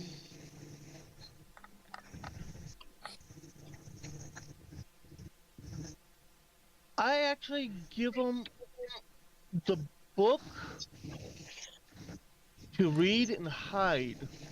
I know I could go invisible now, but I also feel like it's polite to give a host a gift when you come to visit.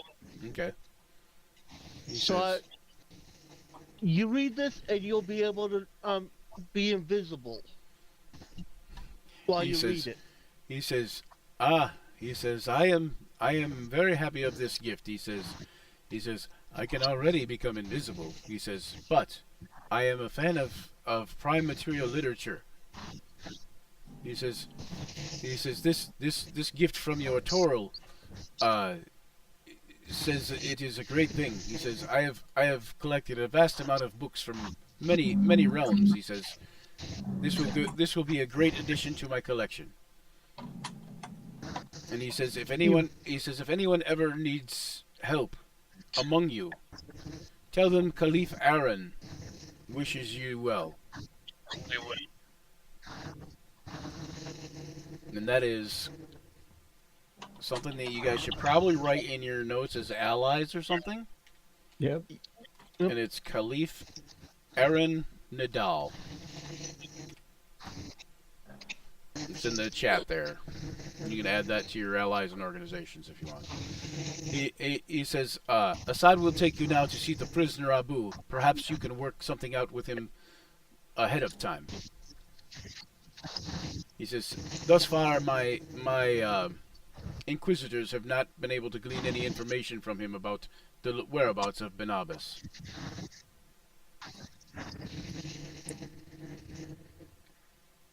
Okay. So, anyways, Assad takes you down to the dungeon level. He doesn't go in, but he lets you go in, and he locks the door behind you. He says, just tell me when you want out, and I will let you out, my friends. So you realize that Assad is actually a vizier, and he was posing as one of Nabi's bodyguards. As Nabi was posing as a boy. And that's a very good tactic against assassination, especially in political landscape. That's a very smart choice. So he was. So you guys realize the Caliph knew about your coming before you, like long before you ever talked to the boy and the fake Nabi. Oh yeah. Air does travel faster than us. He heard it on the wind, so to speak. But So yeah. you guys go down through the dungeon a little ways. You see all sorts of strange things. You see like what looks like little vortexes of air swirling in a force field, like behind a force field. And behind these other what appear to be bars, but they're kind of made of force, you see what looks like a fat, like really heavy set genie. He says, when he sees you, he says, you have come to mock Abu again. Abu does not care any longer. Begone. Oh, so you don't want to get out? That seems to catch his attention. He says, excuse me? Explain, please. I'm gesturing for Garnet, Luther. Y'all, please explain. We are going to go take care of a problem for the Caliph. He says, then you are no friends of mine. In exchange, he is going to release you. He says, the Caliph will never release me. and then we are going to exchange you for the release of Benadin. Benabis. Benavish. He says, if you help me escape, I can guide you.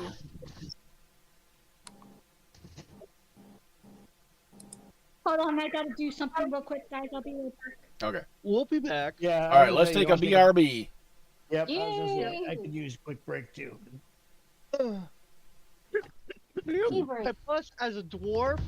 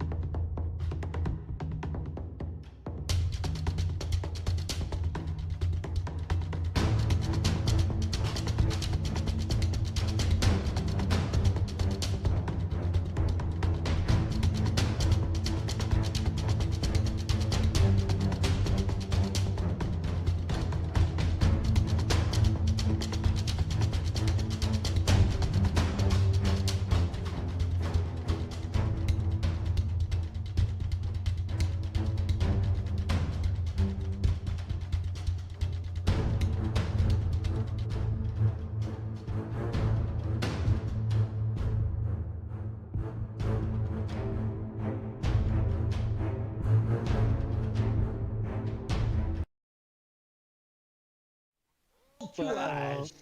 All right. but also, Welcome back. Hello.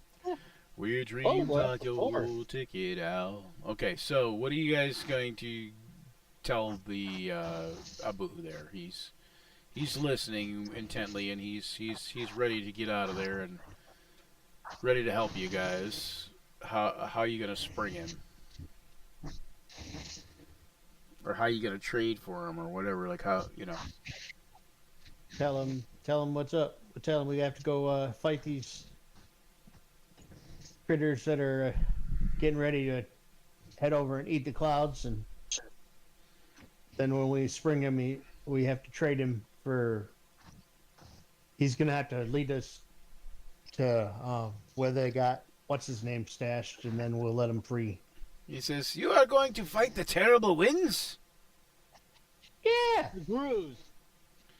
He We're says, going to try to get the Grooves to stop trying to eat the floating stuff here and go somewhere else to eat. Or He says, so I am as good as dead here because I will be stuck here while you go and fight the wind terrors.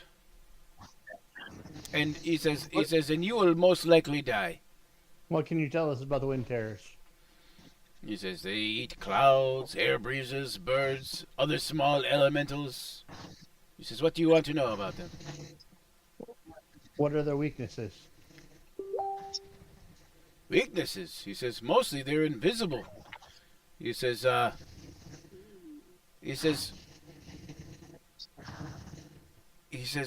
they are likely to get the jump on you because they are made literally of air.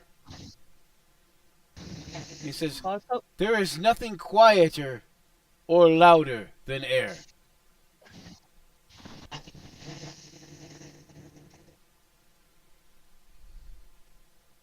He says most of the time, they're immune to most magic too.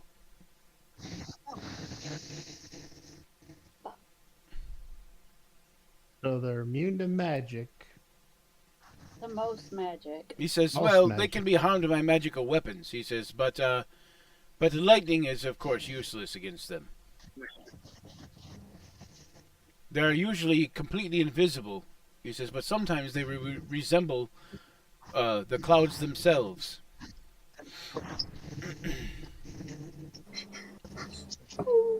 What to do? He says, if you are going to face them in the clouds, you are as good as dead.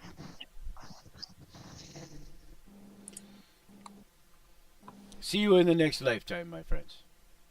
Are they weak you'll to? be seeing us in our lifetime, in your lifetime and our lifetime. We'll be coming back. Yeah, sure. He says, I cannot tell you where Ben Abbas is because I will not risk not being freed to give up the whereabouts of this person. How about we free you right now? He says, if you free me right now, I will direct you right to where Ben Abbas is. What do you think, James? I mean, not James Gabor. I think we should go take care of the problem of those air thingies because we have made our agreement. We take care of those things in order to get him freed. It is a very logical choice, and there may be a way to dissuade them to go away somewhere else. He says, the way I see it, you have about 32 hours left to make this decision. Then your friend Ben Abbas will start to erode, so to speak, waste away. So that's why we gotta hurry up and chop. Yes, cannot- it's a little we can- extra running, but sometimes it's worth it in the end. Well, we cannot free Abu until we get rid of the things. Yeah, and that's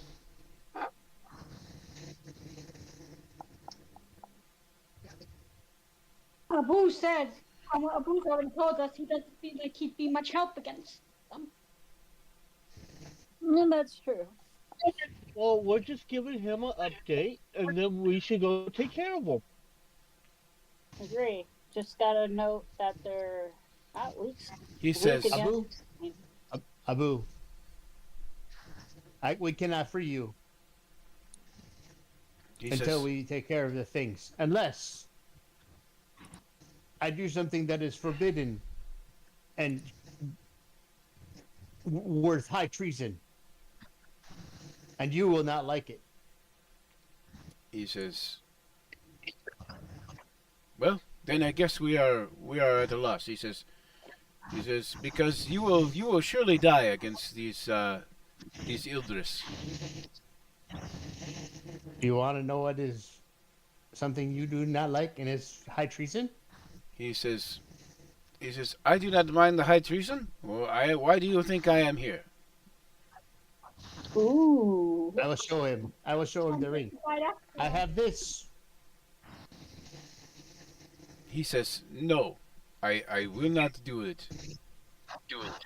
Okay. He says, I will not trade one prison for another. And that we is- will be back that after is we a- kill the elders. He says, that is a fool's bargain. He says, I tell you what though, if you help me, I will help you to help me.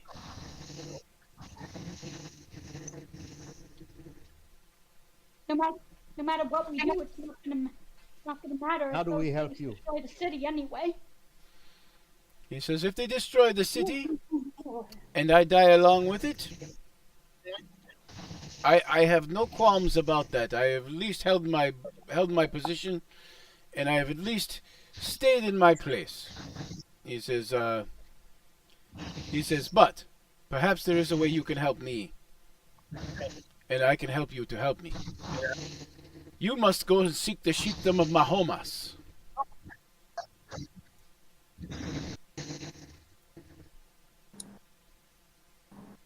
He says, Mahomas is a friend of mine, and he will know a way to defeat the Ildris.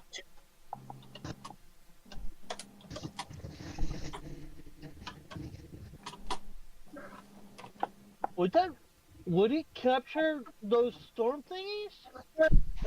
No, they are not seen. He says he may have a way to capture those storm thingies, or he may have a way to defeat the Ildris. He is very clever. And how do we get to him?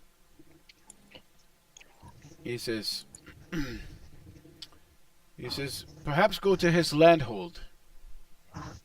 He says, but the way things are, I have this feeling that Mahomes will want something of you as well. And believe me, your time is growing short. Yes, I realize this. We are on wild goose chases. He says, But once we get one thing done, it'll all fall into place. that is the nature of us, Jin. We are airy and chaotic. I cannot help you other than that. Okay, it is off to. Do you have a guide for us to get there? He says, someone will know the way. He says, I cannot point the way from this dungeon. He says, Okay. that way perhaps? And he kind of points over his shoulder. Oh. He says, who is to say? Okay, Mahomes. Got it.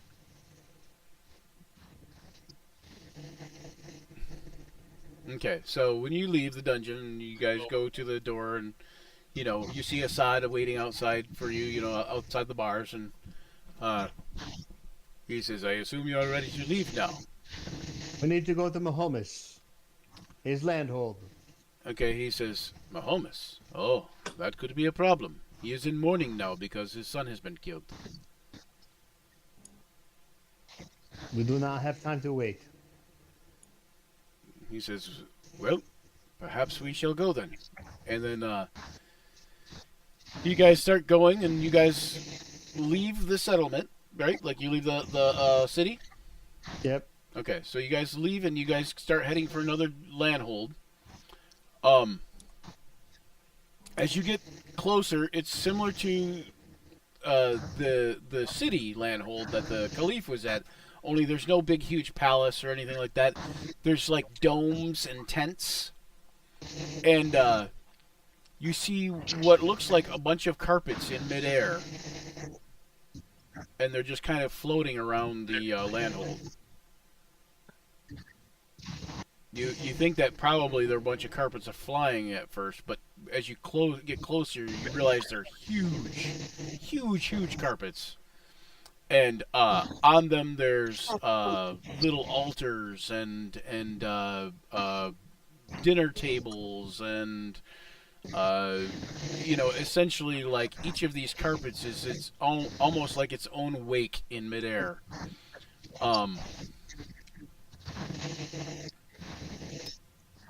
You see, as you pass by one of the carpets, Assad slows and approaches the carpet, lands on the carpet, and kneels, and like looks like he's kind of praying.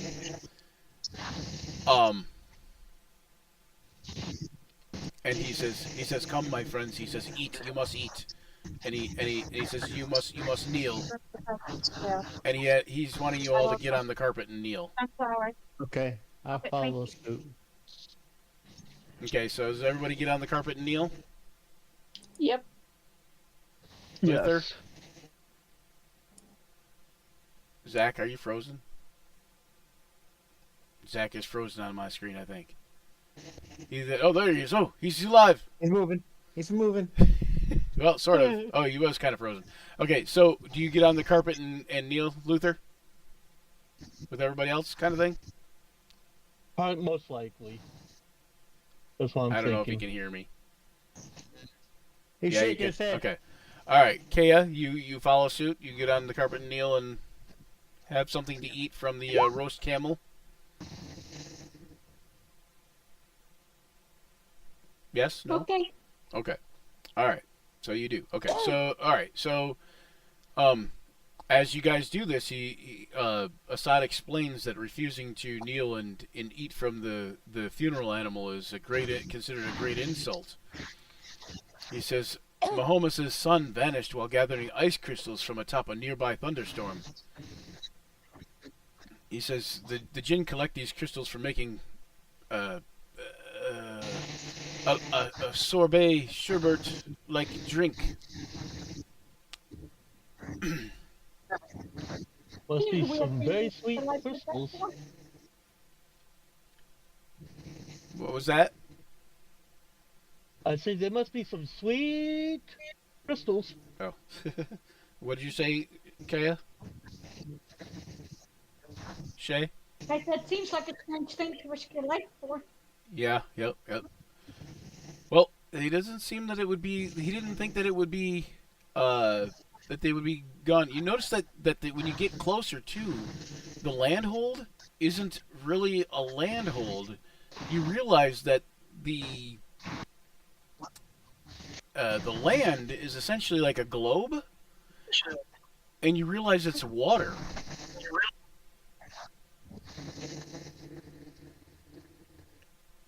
And essentially, like, all these, anything that's like a structure is basically on this water, like a solid globule of water.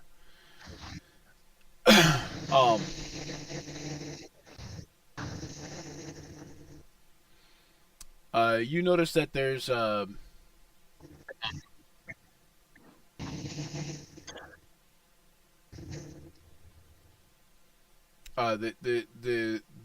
sheik is in mourning,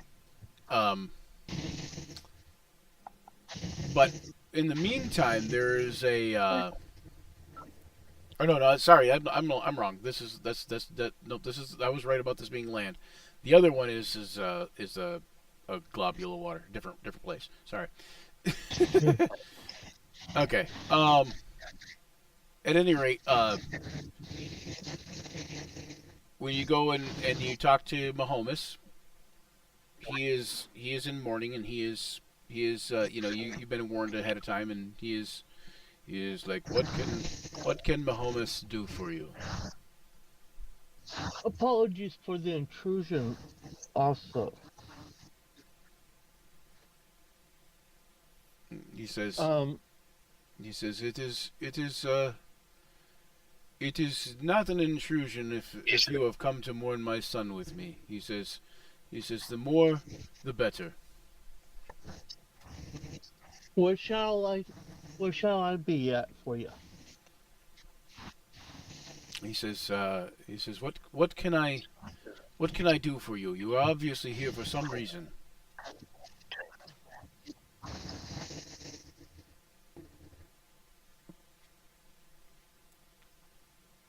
He says, please, you have disturbed the funeral of my son, but you are more than welcome to join in the wake and mourn with me. He says, but please do tell me why you are here. I will explain that Abu sent us to ask him if he knows of any way to help get rid of the creatures that are headed towards the Caliph's palace. He says, what creatures do you speak of? The Idris, whatever they are. He says, Ildris. He says, Ildris are a dangerous creature. He says, He says,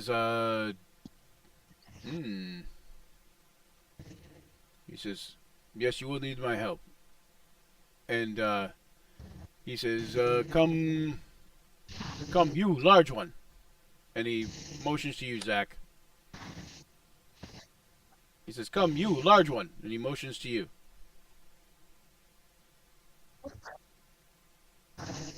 Can you talk to us?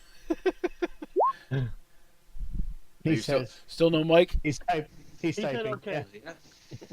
Do you still have no mic? I see you typed okay. Do you still have any? Can you speak? Use your words. Oh, I heard something. What did you say? Trying to reach you. I'm trying to reach you about your car's extended warranty. He said, I'm trying to reach you about your car's extended warranty. I heard you for a second. He muted himself. It was delayed like 3 seconds. It's real quiet. Oh, and now it's muted. Okay, so let me ask you just you can answer, go ahead and answer in chat if you want. He says,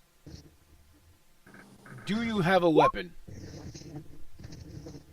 And you can tell he notices the large great axe on your back when he asks this. So he's kind of like,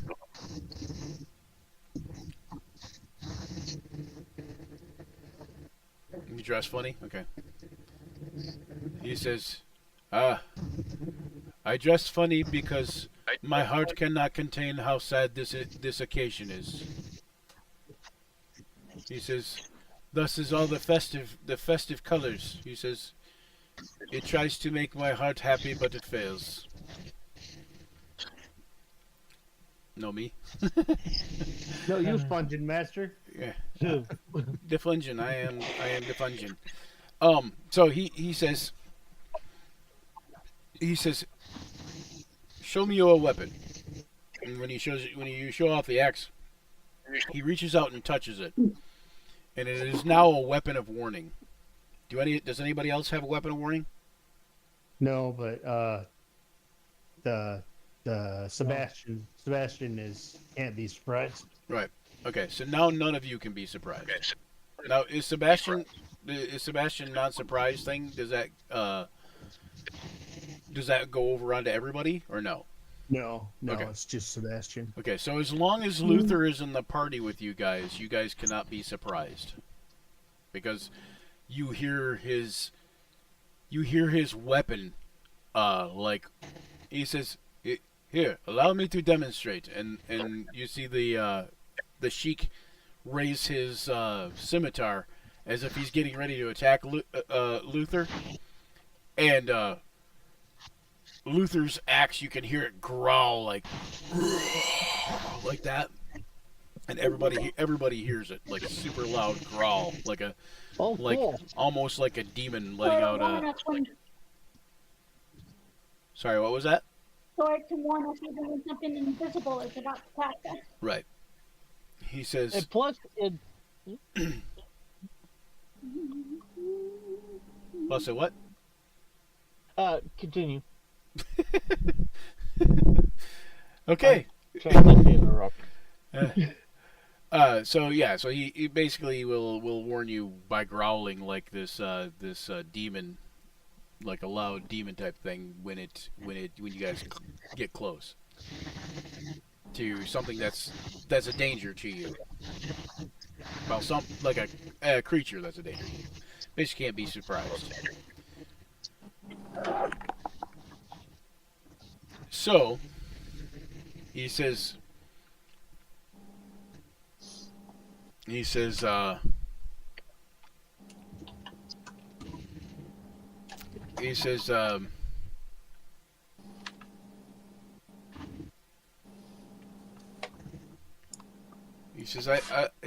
believe, a bold young sheik named Simet, the Freeheart, might be, behind the death of my son.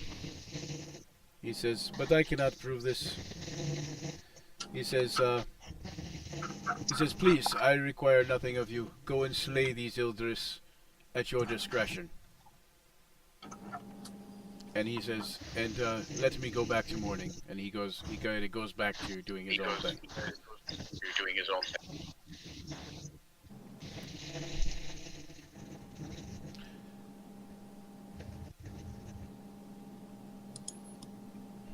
I have Go a ahead. question. Yep, go ahead.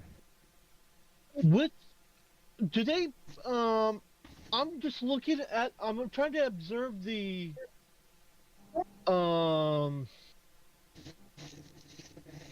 Rituals. Do they add coins or anything to the sun? To the. Like on a burial. There is you do notice that there is a centralized carpet, another huge carpet, like the size of a 80-foot by 60-foot room, and on that is what looks like a really ornate sarcophagus, highly decorated, with emblazoned statue type things on it, and all sorts of filigree. But you notice that the people have lined things up all around the edges of it, on top of it. People have, put all sorts of stuff on it. Okay.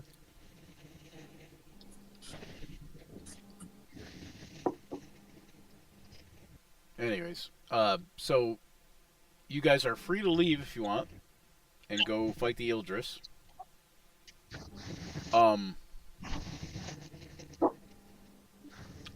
You guys also could possibly inquire to Assad more about this Simet the Freeheart, the other sheik that Mahomes had mentioned.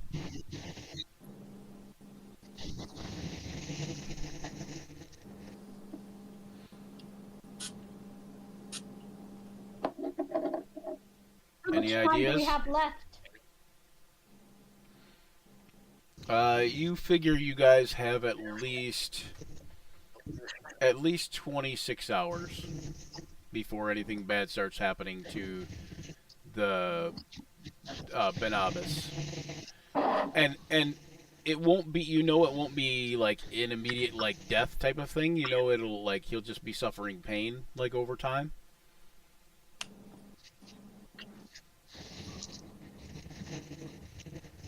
I'd like to help him get justice for his son.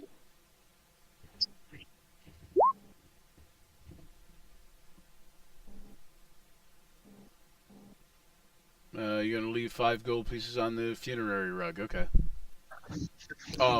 You see that there is a person, a bald man near the casket, essentially, like near the sarcophagi, or sarcophagus, and he puts when you lay the funeral or the tribute down, he puts like a flower lei type thing around your neck and anoints your head with oil, and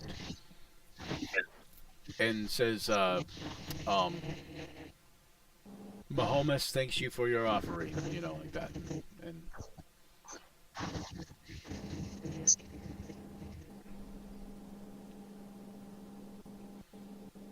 And Luther, you will be under the effect of a bless spell.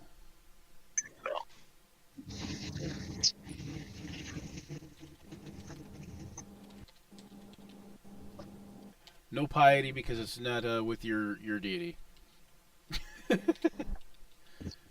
Besides, your deity is more about let's kill some things. I think I don't know. But I don't even know what I get, how to earn piety for my deity. I'd have to look it up. Probably. What's your deity? Geb. Oh, Geb. Okay.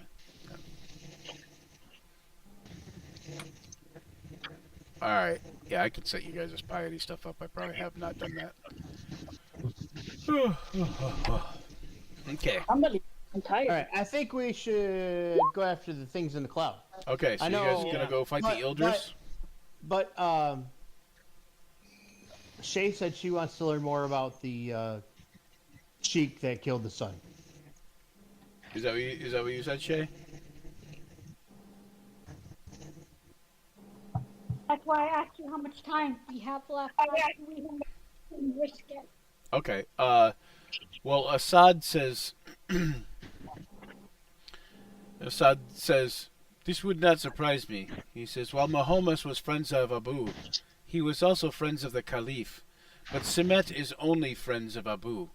Semet the Freeheart rules the dominion over the Waterhold, and mostly just jokes about the Caliph behind his back."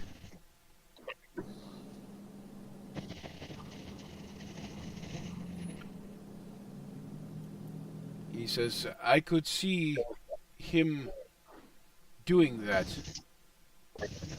He says, "But I don't know that there is any proof."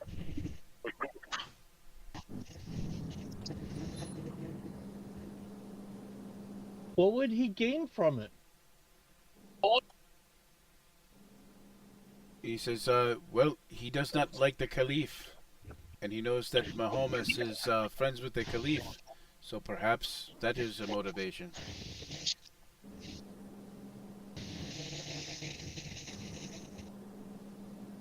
I say if we have time, we will circle. We will circle back.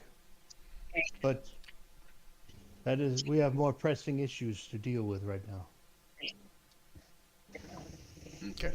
All right. So, what we're gonna do is, I know it's a little early, but let's set up this real quick. I'm gonna set you up here on this page, this blank page, and go to the map here. And it's gonna be one of these things. I don't know where it's at, which one it is. We'll use. Actually, you know what? We'll just use this for now.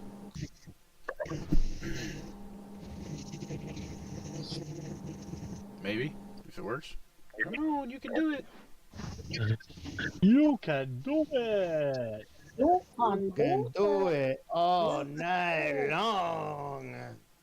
Oh boy. There we go. What did it do?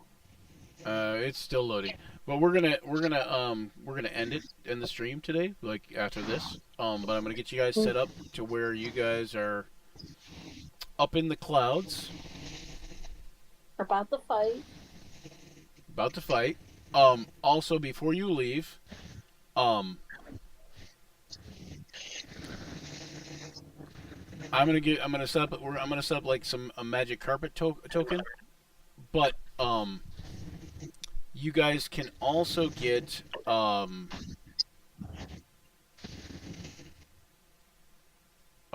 fly another either a carpet of flying or wings of flying. Huh? Oh, wings.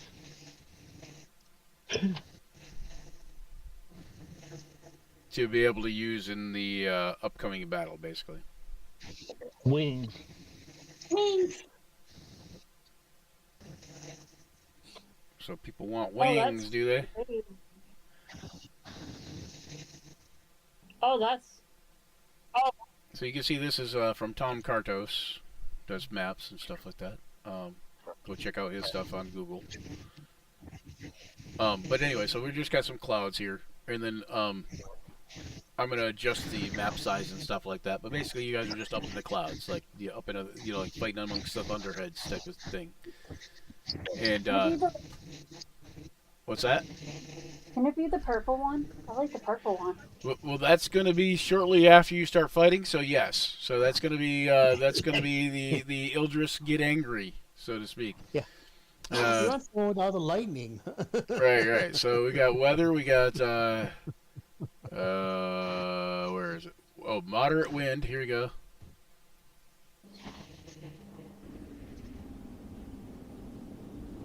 And then we got powerful wind.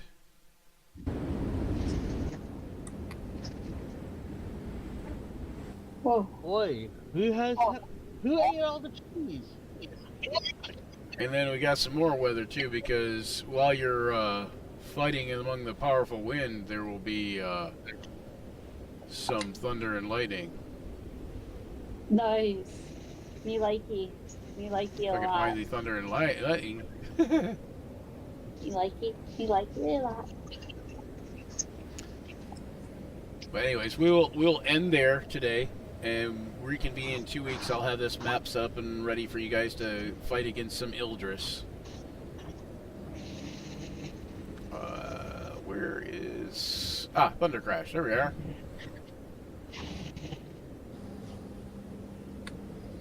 There you are. Okay, ready? I don't know if any of you guys can hear the sounds in Roll20 or not. Well, Yeah. I hope sounds off. I can hear it.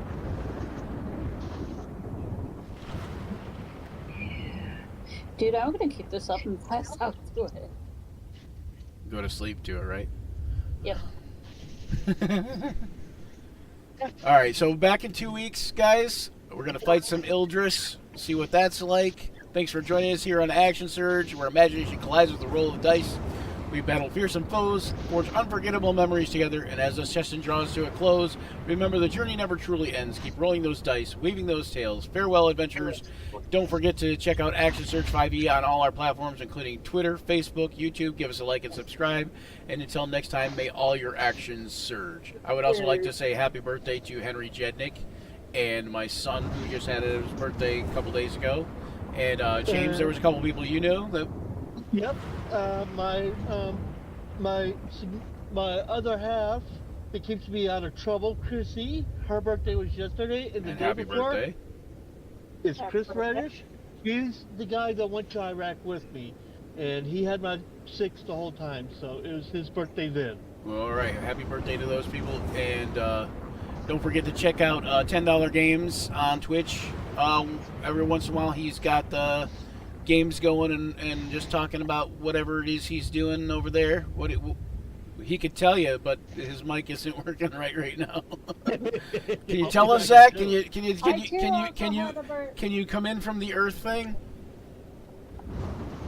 No. I don't know. Oh, and Bubble Dragon Mache. And you said you had a birthday to share, Ashley? Yeah, it was my brother's birthday. He's All right. 35. And Quinn's birthday is the 16th. All right, and so we will see. Hey, we'll be back before Quinn's birthday, hopefully, Yeah. right?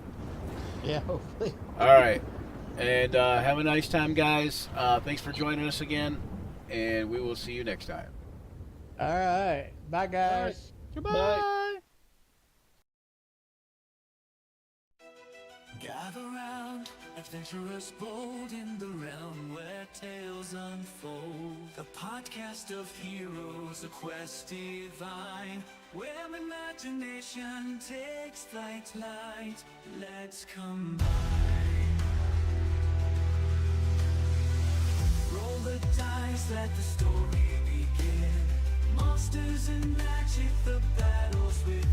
From dragons to dungeons, a thrilling ride. Action Surge podcast where legends collide. Action Surge, it's time to embark.